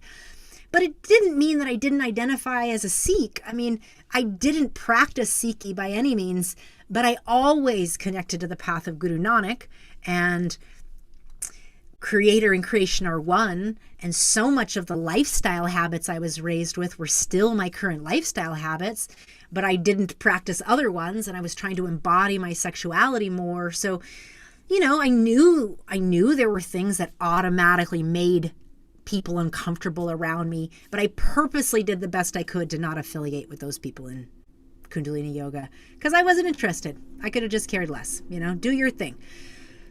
Meanwhile, I'm trying to reconcile what I'm starting to notice as like, wow, I think these are trauma patterns inside me. I'm emotionally quite unavailable. I have a big shield around my heart. This is really interesting. And I got some sort of like message at the time, like, you need to open your heart and you have to go through your pelvis to do that. And so like, this is how I was on a spiritual journey inward, and I felt like I was just on my personal journey. Meanwhile, I'm teaching a lot of Kundalini Yoga, and I'm doing the best I can to be as honest and transparent and clear and clean and essentially bring these seemingly opposite parts of me, this duality, together. Because the areas I was fighting the most with inside myself was I didn't want to be a yoga teacher because I didn't want a public and private life. I didn't want to live a projected life and then have this secret life like my dad did and like so many yoga teachers like Yogi Bhajan did. And again, these are my thoughts in 2013, 14, 15, right? Before what we know now. So this is all just my inner process. And I'm relating everything back to my experience because that's all I can do. I feel like I'm just a soul on a journey. And, once again, GuruNischan was a person who just loved you unconditionally, no matter what. Every time I say Snatam Kaur, she loved you no matter what. She didn't judge me if I had short hair or dressed different, cut in. And, there were people that you always got to be with. And to me, that's what our community represented. Meanwhile, I just start noticing more and more things. And a lot of these things I'm keeping private. I'm building an online brand, but I'm mostly doing it just to learn skill sets of branding. I'm not yet doing my future purpose. I'm in my healing journey and I'm teaching a lot of Kundalini Yoga while I'm doing it because I'm realizing that I had to go back to the original wounding in order to see it clearly. And by 2015, I'm already kind of deep in my exploration around unwinding slut shaming. What if being a slut is a wonderful thing? Exploring pleasure and dating and just really asking different questions of myself. I'm doing classes around the lower energy centers, around our sex energy, around dark shadow energies. I'm teaching on these things and I'm starting to get glimpses into my own reality in a way that like pierces my veil. And different situations happen during that time that made me look at myself. I remember this one theta healer at Satnam said to me one time, she was like, I don't know what you got with this outside bright light thing. And like, you're such a sweet little child, but something in you is trying to come out and it's not all bright and light, something like this. And I just remember being like, okay, thanks. I don't know. I had learned to kind of take people's opinions and healer opinions, especially, and just kind of be like, take that shit with a grain of salt, because you don't grow up going to solstice and not get every Akashic record, aura reading, body healer trying to tell you something about you or your family, right? So it's like you just learned early, at least in my family household we did. My dad kind of gave us this is wonderful and don't believe all that stuff sometimes, right? Anyway, I don't even know where I got that. Maybe we got that elsewhere too. So at this point, I'm digging deeper and deeper into myself and I start doing like real, I find this work in New York and it's pleasure research, desire-based research. And this gets me piercing the veil that Kundalini Yoga couldn't get me to do. At one point, I realized Spirit was telling me to stop doing Kundalini completely, to rest more, and to completely stop practicing. And basically, you can't access yourself anymore through this. You're blocked here. And I started doing more feminine-based practices, embodied movement, music, slow things, really investigating myself through a lens of pleasure and realizing how much I was attached to identifying and learning and being informed by my pleasure, my pain, and how much of my identity was rooted in being informed by my pain, proving myself beyond it, proving myself impervious to it, proving my resilience of it, proving, lots of proving, lots of performing. Let me show you how I can do this so great. And whew, I just started feeling into the deep levels of emptiness happen inside. And I didn't understand half the stuff that was coming out of me. I ended up finding a practice called orgasmic meditation, which was perfect because it helped me to access my nervous system in a way that rewired me, very similar to the way I felt Kundalini Yoga did in my nervous system, but it wasn't overriding me. It was passive, and it allowed my system to recircuit into my parasympathetic nervous system. And it was, it was dealing with my pussy. So it was like very erotic, and it was very much in the area that was not allowed growing up. It was like the polar opposite.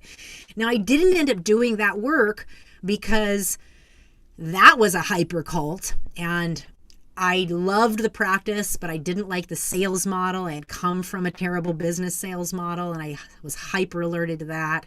And I didn't like the cult energy of the company, so I didn't do any of the work with them. But I took the practice, and I took it to heart, and I did it like therapy, and I did it consistently as I could, and I trained people, and it changed my life. And that, along with transformational breath and other nervous somatic therapy and other somatic based practices, that helped me to create a new relationship to the sensations that my body was offering, that my mind kept overriding and telling me was something else. And that was a very confusing time, because I started realizing that my yes and my no were crossed, and I would often say yes to things that I didn't want, and I would say no to things that I did want. And that went right back to my early childhood programming that I didn't understand was from my community upbringing. But at this time, because the popularity of Kundalini Yoga is only amplifying all through 2013, 14, 15, 16, 17, 18, right? It's all just getting super celebrity. Everybody's like, wow, Kundalini Yoga is everywhere. And, people would meet you as somebody growing up in the community and then like idolize you, like, oh my God, you must have been enlightened by the time you were 3, blah, blah, blah, blah, and it's like, oh, yikes. What do you do with all that? We had already learned to deflect a lot of that. At least I had.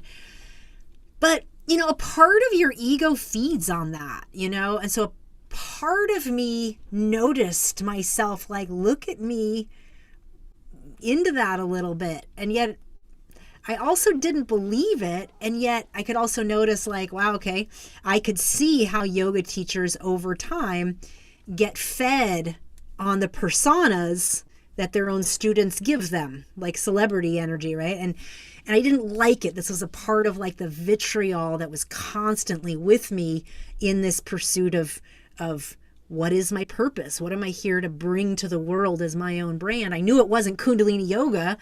It was a part of my upbringing, was a part of it, but I never wanted to brand myself as a Kundalini Yoga teacher. So at this time, I was really in this like dualistic, like I was getting clear, like I had a lot to do with teaching about healing trauma and shame and owning my sexuality while still being a spiritual being. And I'm writing on these things and talking about it, but I'm very much in my own process. So I don't have that strong of a brand exactly.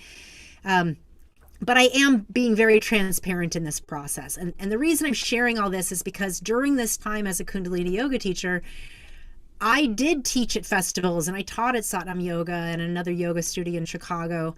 I didn't overly grow that as a brand because I had no interest in being a yoga teacher, but I had very much a lot of interest in trying to find peace inside with where I come from. That there had to have been good parts and bad, right? And I just couldn't figure out why, the more I was able to get clear on what I was here to teach, why I had such trouble letting myself do it.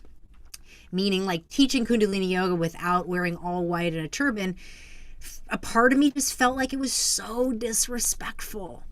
And I didn't want to be disrespectful to my lineage. Like I really wanted to hold it in the highest reverence I could, even while speaking to hypocrisy, right? That there can be good even within the hypocrisy.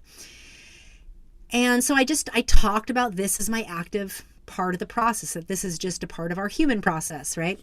And while I was teaching like this and kind of figuring these things out, I just stayed in my own becoming, stayed true to what I felt was true for me, and would talk about the things that I wasn't really so certain about, right? And again, over the years, I stopped practicing more and more, and I only taught at the European Yoga Festival for a few years, which I absolutely loved, meeting all the vivacious Europeans from different countries and watching how Kundalini Yoga expressed itself with different cultural lenses on top of it.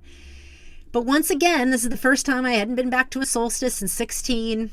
It's 2016 and 17 and 18 that I go to the European Yoga Festival and teach, hyper aware of the overly dogmatic, judgmental folks that are, shaming in subtle ways by suggesting to wear something or look a certain way, or why aren't you doing this, or just kind of predatory shaming language, and still very much was alive and well.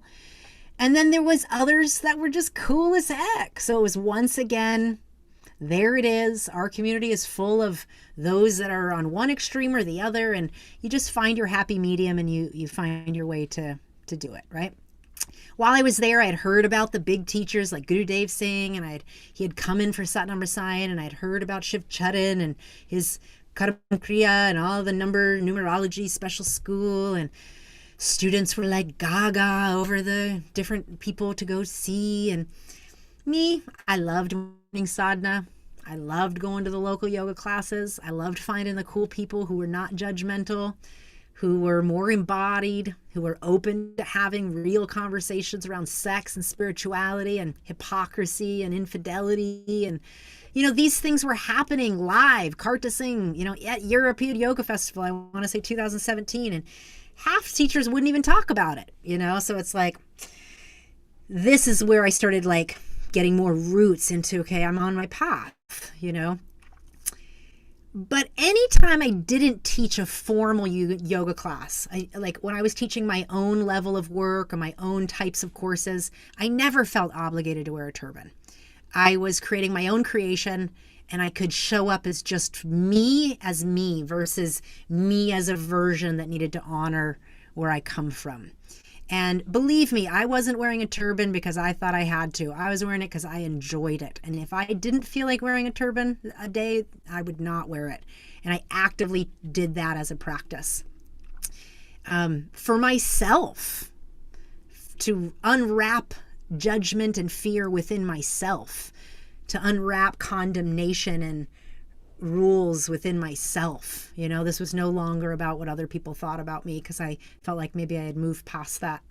But the convolution was still very much in me, even the decades out of the Dharma and thinking that I had morphed into all these other identities. So much of this convoluted, judgmental, shame-based stuff was very much stuck in my psyche and in my body, and a level of anxiousness that I couldn't quite get a finger on. And anyway, this whole long process of what I call my deep inner journey over the last 8 years, and to coming home, to embodying back into my own body, which included having to get away from Kundalini Yoga in order to see what it was actually doing to me. Now, meanwhile, I still was very much rooted that there are aspects to this yoga that are very important, and the nervous system and glandular system level stuff, the sound current, there were just certain things that I had already identified. These are amazing. And I end up doing this ceremony, this Aya ceremony in 2017, May of 2017. And this shaman calls me up, and she says to me a bunch of stuff. But one of the things she says is, you don't live in your body most of the time. You live in the astral realm. And most people don't know this about you. They think you're here because you're that good at projection and being so shiny and bright. So this works for you, she says. And you know what? You can get away with this for the rest of your life. Nobody will even know. But the things you want as a soul and that you've come here for only are here in your physical body and on the physical realm. And you need to come back here if you want to do what you came here for. Okay, so I take this in as much as I can on an ayahuasca ceremony, right? And then I go back onto my bed, and she goes on later to proceed to tell me that everything about Yogi Bhajan's a scam and blah, blah, blah, blah, blah. She goes on and on and on. Half the shit I couldn't even listen to. I did not take in that second part. She goes on and on about it, but I did not know how to take that in. So I only took in the part about my own body, because that's as much as my consciousness could register without going offline. So that next whole year, 2017 into 2018, all the rest of 2018, I'm in full active calling my spirit back into my body practices. Not getting into it on this podcast, but it was serious and it was potent. And that last year at the European Yoga Festival was my last year there.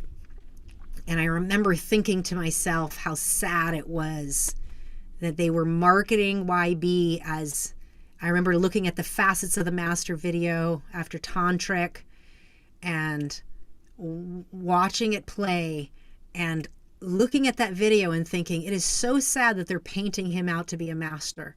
All of the Tantric facilitators, which every one of them I know and I love. I remember them just painting the lovey-dovey, amazing YB stories, painting this nostalgic picture for all these hungry yogis that are in the formation lines, taking in the juice of distant ancient futures, right? It was a scene. And I remember thinking, this is going to come back around, because he was not a saint and no truth can be hidden forever. I thought that to myself. Anyway, the next couple of years was a bit of integration for me. I was on my way back out into the world. I felt like I had hit my center and come back out. And I was actively now practicing teaching provocative concepts while still fully engaged in my community. And it was the first time I had lived back in Phoenix, and I loved it. It was so healing and integrating to be back in my childhood community, teaching Kundalini Yoga at Yoga Phoenix, that my sister-in-law helped to run at one point, and my dad helped to start at one point, and my brother was living in the community, and one of my best friends growing up, and I was very much embodied and proud of my erotic expression and my authentic expression of my erotic self, while being fully expressed spiritually. And it was a process of feeling whole in doing this, and safe. And so to be able to practice and be me in my community and not feel overly judged, mostly accepted, only once in a while judged, was so cool.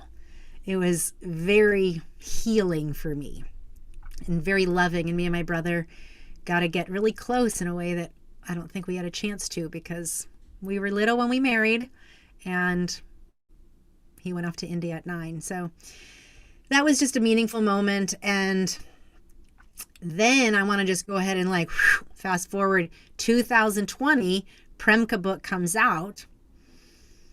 And before Premka, I actually read Guru Nam's post on Facebook. And Guru Nam Singh is a musician I follow. I've always appreciated his music.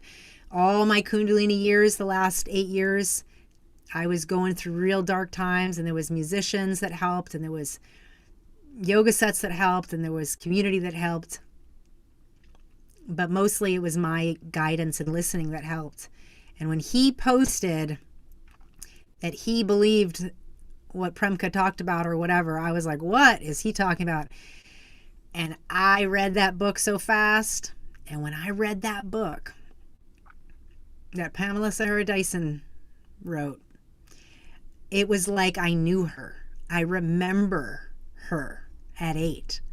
And it was like the first time understanding that the collapse of my business was like the epitome of what so many first generation people have gone through. And I was reading my story and their story. And I was reading and feeling body memories out of my body as I read her story of the leadership vortex and people's perception of her, even to this day, whether in second gen or first gen, and not understanding what it means to be on the inside of a leadership vortex like that. And that's what it felt like when I was in network marketing. It's like, I remember striving so hard to become a leader and then being identified as one and earning as one. And then to start witnessing manipulative, coercive behaviors after earning and working so hard to get into a leadership position, that those coercive behaviors were the antithesis of what he had taught us to get there. And I remember being so confused, and I'm in my network marketing days again, but my point is that what she was disclosing in her book, the power tactics, the manipulative, coercive, gaslighting tactics, were so infused in my leadership vortex years of network marketing. I just stood there in awe. Like, no wonder I went through all that, because I had absorbed this growing up. I remember fraudulent business conversations. I remember my uncle giving money to my dad, 20 grand or something, and then never getting that back to buy some horses. I don't know anything about horses, but when that book came out and the story started flooding on Facebook, and people from back in the 70s and 80s started writing their stories, and they had a piece of the puzzle that reminded me of something I had remembered, and then somebody else had a piece of the puzzle, I was blown away. It was like a flippin' Rubik's Cube in my psyche, just right together. It was like it unhooked out of my head. Somebody had posted something about not chanting the Adi mantra anymore, that it wasn't a link to the golden chain, it was a link to him, to why be the predator. And that registered in my body so fast, I was like, yep, no more. I won't do that. And I don't care what anybody else thinks. I don't care what you choose to do. That is just what I chose to do, and it's how I'll speak to it. Because I believe that is how he was hooking into my subtle body, and still remains hooked into people's bodies. All those years, the last 8 years that I had worked so hard to stop using my will unconsciously, over cultivating my will, completely disembodied, living in the astral realm, cut off at my navel point, not feeling anything below my waist, really not feeling anything below my neck, because I had already blocked off my heart and all my energy was contained in my belly. And I was squeezing that energy so tight so that I could shoot out of my body into super consciousness. All of these things I figured out after the fact. Slow processes of coming back home to my body to feel what it's been doing, and it wants. So all this was happening in March 2020. Then came the Zoom calls, the private calls with fellow second geners, and you started sharing your your India stories and your personal stories of attachment or non-attachment or emotional barriers or scarcity of food, or just whatever story you told, I felt. Kate Felt's story, I felt. I remember her. She was like a princess to me as a child. To find out that in 1985 she had been horribly and abusively raped, and that our own people didn't believe her, and she was a young child from our community, this started tearing me up. Like, fuck. This is what's been in my body. Your stories have been living in my body. Your pain has been living in my body. This is the terror I've been feeling. This is the horror that I've held, that I've processed, that I've untangled out of me. These things didn't happen to me, but they happened around me. Plenty of things happened to me, but plenty of things happened around us. It was like the ethos And that's how it was lodged in my body. It was like sheaths. It was like so absorbent. It was like the way mantra absorbed, the way I thought Guru Ram Dass infused my consciousness. Predatory behavior infused my consciousness just as much.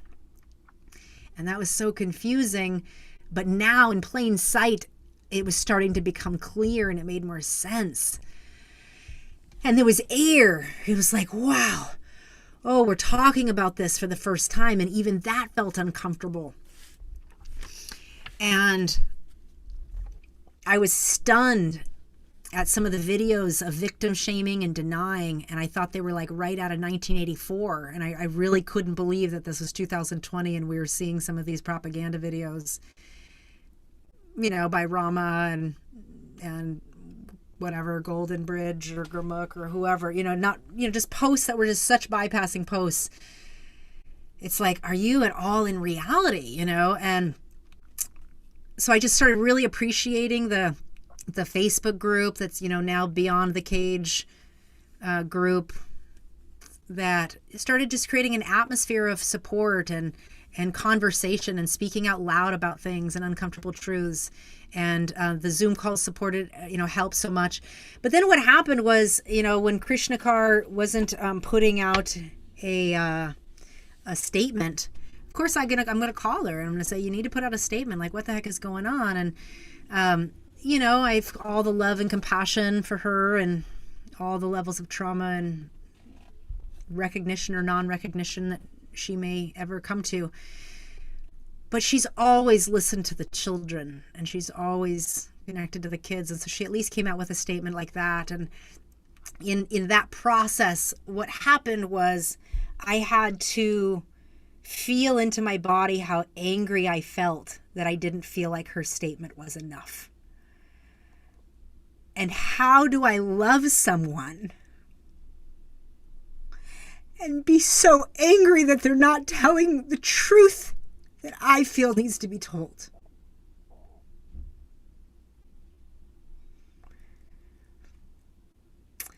And in that moment, I realized I get to be angry. I don't have to pretend like I'm not angry. I can be angry and I can speak my anger and I can say it out loud and I don't have to direct it towards her or anyone. I can just use it as fuel to my fire to tell the truth. And out of that came the Uncomfortable Conversations podcast, because I was so angry that these stories are yet still being told in private places, in private groups where some people don't go on Facebook, in private Zooms where some people miss it. And I just for once wanted a public platform where these stories can be accessed and listened to whenever someone's ready.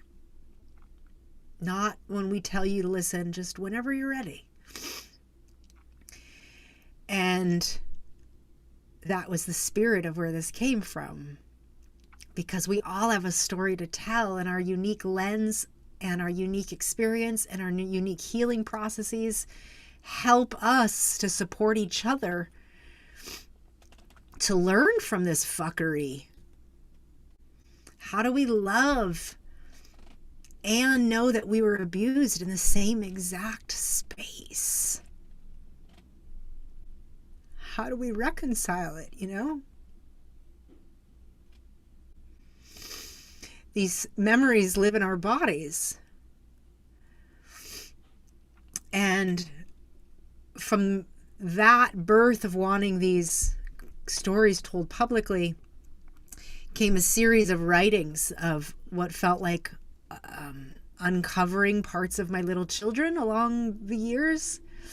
And they were really young ages. That part of me that was really angry at Krishna was like 8. And I wrote about being so angry at the hypocrisy of all the adults.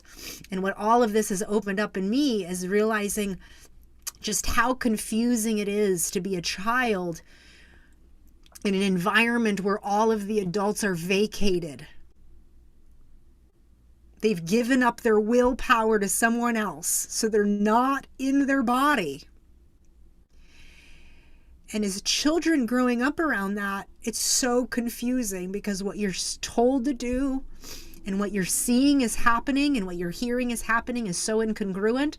It teaches you to not trust yourself early, to not trust your own body, to perform for love, to be the perfect little yogi, the perfect little Sikhi, the perfect little warrior saint that is going to say and do and speak and become and shine and be bright and be whatever I need to be to survive.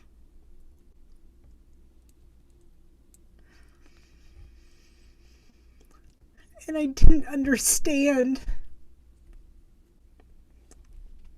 that my resilience and my strength was covering up my sweet vulnerability and my ability to feel joy and happiness and lust and love and anger and rage and anything else in this full range of expression that I am.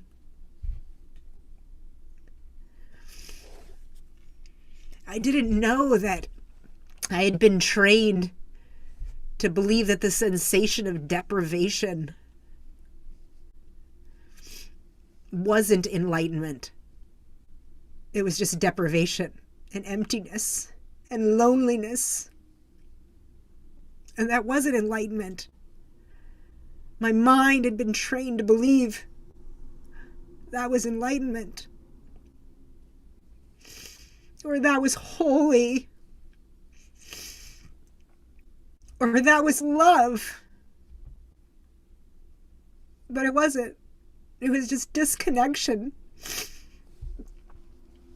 It was just being touched without my consent by plenty of adults and other children that had no right to my body.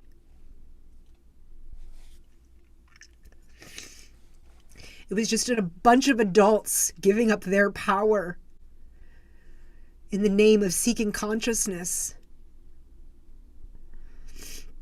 And while I'm so grateful for my parents to have chosen that, because I think it's far better than having grown up in mainstream middle America or Beverly Hills, for Christ's sake,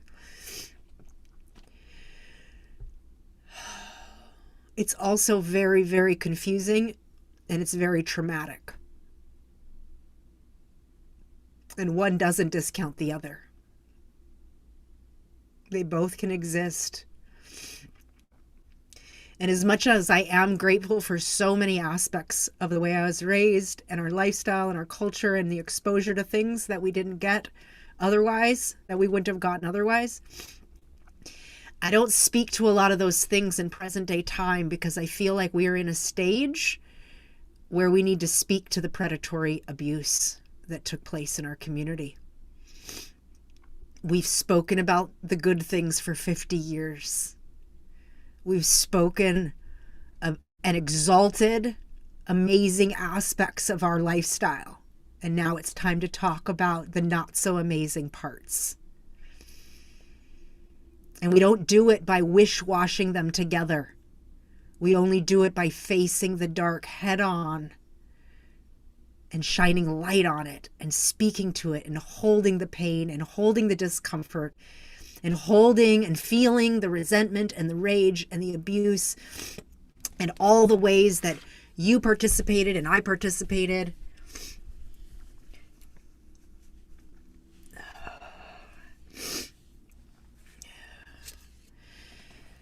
I was a yoga student. I mean, a yoga teacher in, I want to say it was as late as 2018, and I had a student come up to me, not come up to me in person. She called me.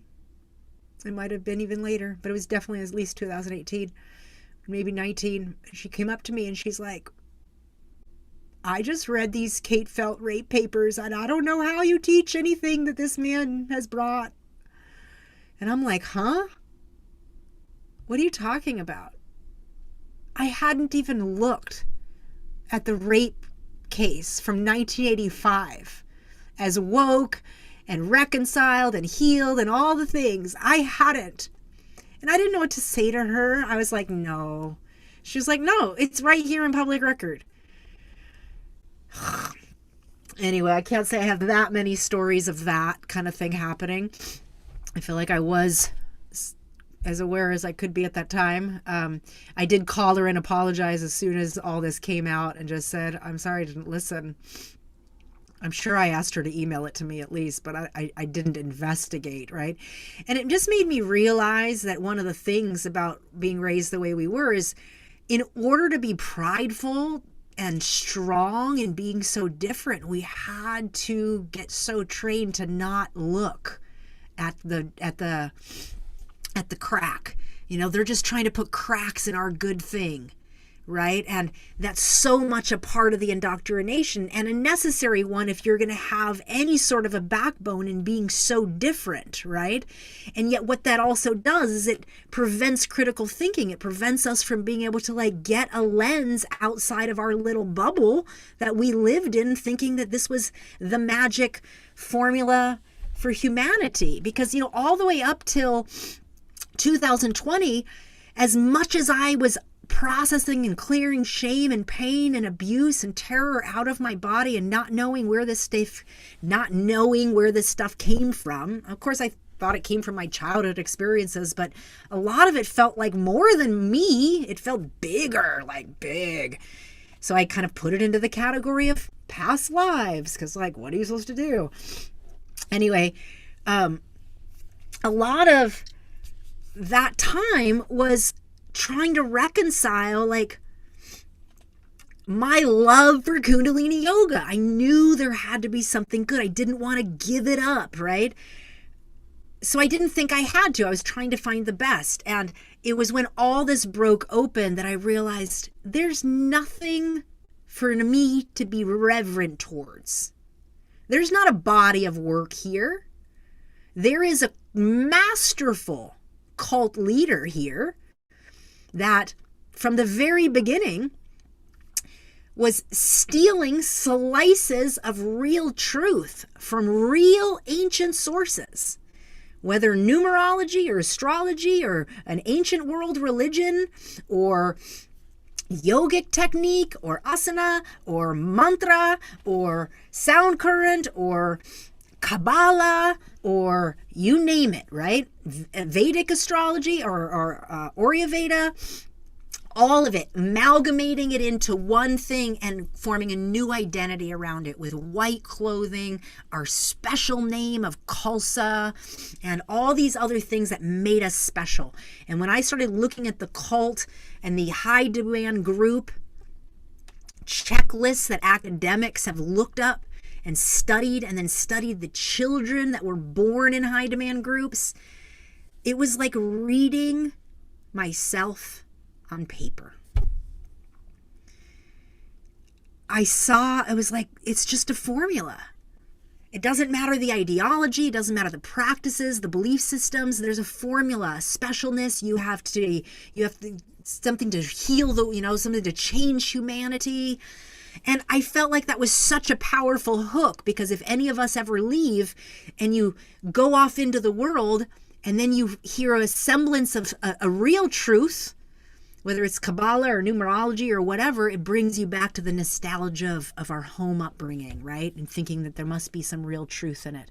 And the popularity of Kundalini Yoga and all of that growth and seeing it kind of get more and more notoriety as well as scientific backing. And, it's confusing, something that you thought you had healed, you started to like doubt and you wonder.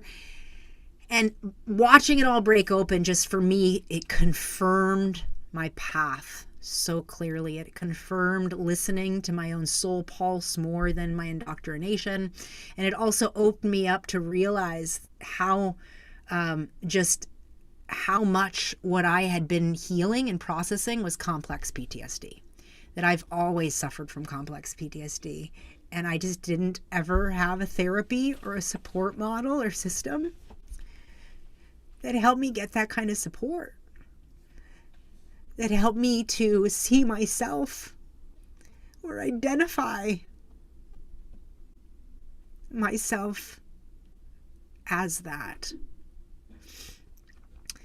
And I think this is so important because you can't meditate or do yoga away from our mental health. I do have to say that I am definitely my own best authority and my own best therapist, but it doesn't discount my need for a therapist and for support and help too. And so I'm so grateful for my path that I have navigated and learned to listen to my call within more than anybody else out externally, whether they're a healer, a chiropractor, a doctor, a numerologist, a guru. But at the same time, being able to see and identify with the symptoms and the impact of growing up with complex PTSD and early childhood trauma helped me to have more self-compassion. It helped me to slow down and just quiet that inner tyrant voice. That voice that just doesn't end, telling me that I'm worthless and nothing, you know?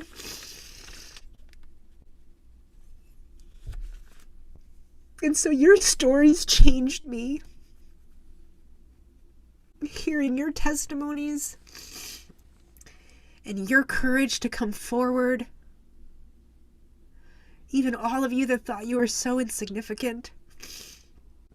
You woke me up to claiming my whole self and to fully calling my spirit back to my body in full. And I'm still on this wild ride.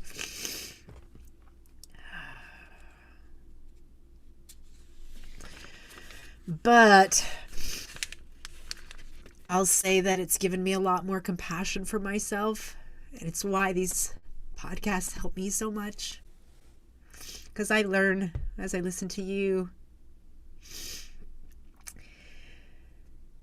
I think that's the most of my story here, at least in my 3HO story. I want to say that I'm so grateful for so many aspects of my growing up. And I'm even more grateful to speak truth into the darkest places of them. I'm grateful that I'm not keeping these secrets in myself anymore. I'm grateful that I can talk out loud to my family. I always talked out loud to my family, by the way. Even when my dad died, I got to talk to my brothers about all that. And they were always loving and supportive of me. But what I mean is that when you grow up in an ethos where, quote, things that weren't so good are always put into an area of humor and kind of like, if it doesn't kill you, makes you stronger attitude, what we miss is an opportunity for real sharing from heart to heart in our families and with those that we love. Because it means parts of ourselves that need to be shared and need to feel safe to share may not feel safe. And I think that's what this is doing within our own families and our own communities, is it's opening up space for us to have hard conversations and hold each other in hard places and love each other anyway, and learn to set boundaries where we need them. So yeah, I'm having this experience of discovering what it feels like to be in my body and to express as me without feeling like I'm so bound by my conditioning. And it's a very new experience. I'm only playing here for the last year or so. And so much of that has been reclaiming ages of my children that were caught in the rubble of all of the tumultuous early years of my life that got masked over very quickly. I want to end here in talking about how complex it is to unwind incestuous abuse. And I consider the 3HO community a one big family incestuous community. Our families are so interwoven and interwebbed. Doesn't matter if we're not blood related. We're all related. siblings of destiny, as we call it, yes? And in the body of the cosmos, we're all connected. We've all heard this lingo and this language. And as true as that is in the light, it is as true in the webs of darkness, deceit, despair, abuse, predation, pedophilia, interdimensional levels of those that abused one saved someone else, and somebody who saved someone else abused somebody else. This stuff is hard to unravel because my helper was somebody else's abuser. And how do we talk about that complexity? So I just want to speak out loud to say this ain't easy stuff to unravel in our own bodies with each other, much less to speak about. So to feel about and to speak about is complicated and it's complex. And I just want to say I honor and hold you and wherever you are in that process. My upcoming book is called Predators in My Body: Healing Sexual Abuse and Reclaiming My Pleasure. And it is about those 8-year journey where my business ended to where I discovered I ended up in the pits of shame in my body, and I'm going to be sharing that decade. So that's coming. And then I'm also want to share that I'm going to be launching a podcast called Me and Complex PTSD, my personal stories. And I'm just going to go more into detail of my life stories. So feel free to get on my mailing list to connect with me if you want to hear about that. Because I have so many more stories than I was able to get to in this podcast. I did the best I could here today to keep it 3HO related and not too long-winded, but I never do a very good job at that. So hopefully you enjoyed this episode, folks. Please feel free to check me out and learn more about my work. I do teach on how we unwind conditioning and trauma patterns from our body and reclaim our pleasure and our own soul pulse. So you can stay connected with me at GuruNischan.com. And I'm excited about my upcoming podcast because I got stories, folks. So yeah, if you want support to cultivate a relationship to your own sensory body and the messages your body communicates, please stay in my realm and get connected on my email list at GuruNischan.com.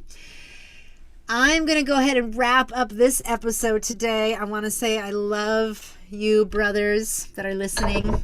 I love you, mothers, my Mataji and my mom. I love my sister. I love all of my family. I love every one of you that take the time to listen to these podcasts, to share them with your friends, to do this hard work of healing parts of ourselves that we wish we could never had to talk about or deal with.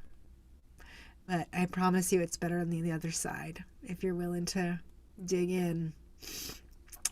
So I'm going to go ahead and introduce my song. My song is The Rose by Bette Midler. And there's lots of reasons, but one of the main reasons is I realized on this journey and maybe by towards like the end of May 2020 that I got, as I got unhooked from the consciousness that I feel was blinding my own seventh gate, my own chakra, my own ability to see clearly through my consciousness. As I got unhooked, I got opened into a clear dimensional experience of my path. And that path is called the Priestesses of the Rose. And my 8-year journey was very much symbolically interwoven with the Venus metamorphosis journey of the Venus cycle in the sky. And I'm still learning about what all this means, but it's ancient wisdom that has always been with me. And I want to just honor the rose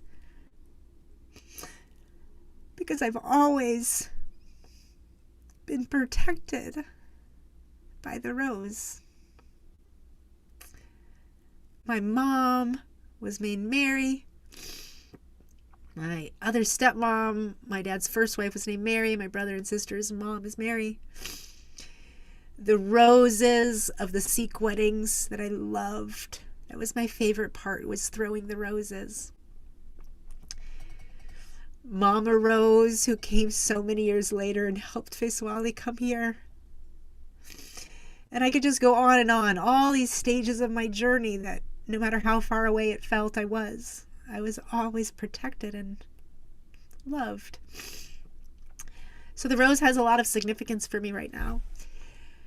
And I also find the words of this song so beautiful, and I'm just going to go ahead and play it. Now, for copywriting purposes, we don't play the whole thing, but please listen on the Spotify playlist, Uncomfortable Conversations playlist, so that you can hear the full episode. I'm going to go ahead and play the full one because they're going to mute it out anyways, and I want you to see the words. So, here we go.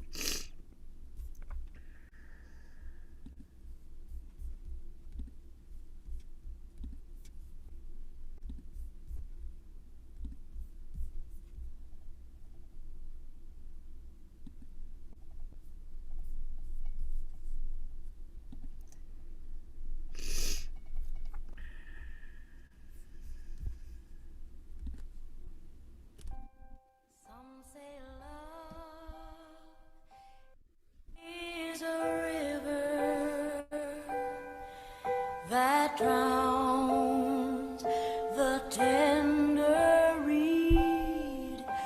Some say love, it is a razor that leaves your soul to bleed. Some say love,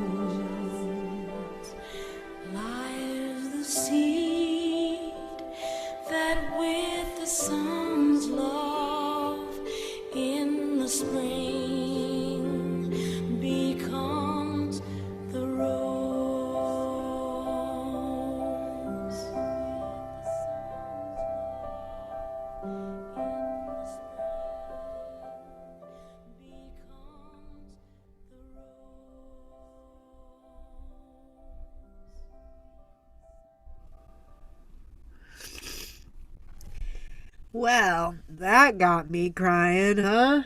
Woo! Yeah, I love you. And I love to love. And I've learned to love me. But it's taken a lot of years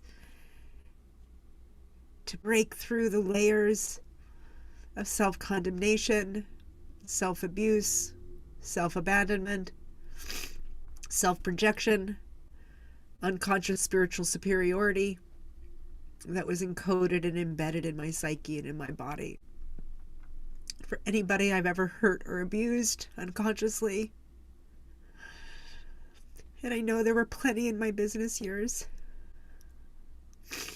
I'm so sorry. And it was rooted in not being able to feel my own emotions. And when I didn't let myself feel my own emotions, I would project out and blow that anger and pain through other people with my fierce tongue. And I learned that well. I didn't learn that by myself. My dad was good at that. YB was good at that. The community we were raised in taught me that. Taught me how to not feel my body, how to bypass myself, how to give myself away in the name of earning love and approval. And taught me that it was okay to blow my pain into other people and that it wasn't safe to feel my own vulnerability. And today I know the truth. I know my own Satnam. This word doesn't trigger me. There's not much from my upbringing that triggers me anymore, except for lies. Untruth telling, that triggers me, and I'm going to call you out on it. But in terms of the practices, I've spent so much time alchemizing the opposites in my body that I've come to realize that's all we're here for, is to get more and more comfortable being in our body and having our soul fully inhabit it. But in order to do that, we've got to clear out the pains and the lived memories that prevent our body from taking up space inside of ourselves.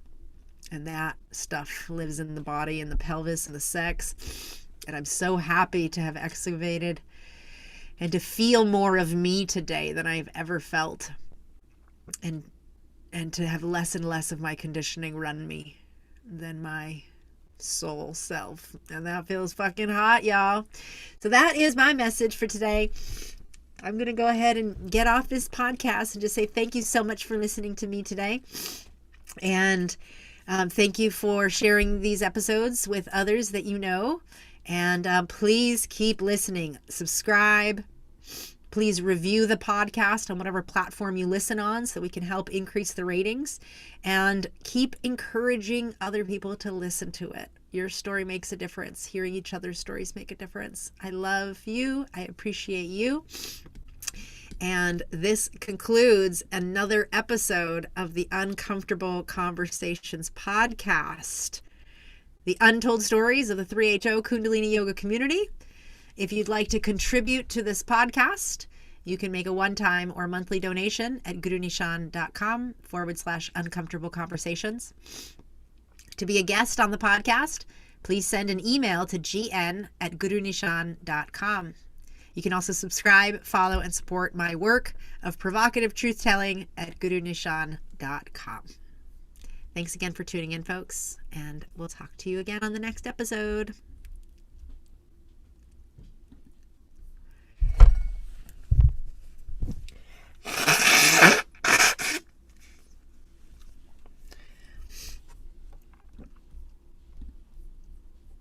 Well, that was something, folks. Woo!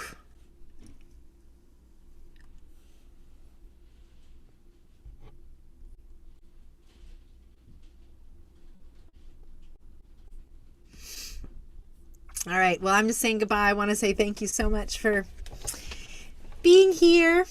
And I'm turning off the recording now.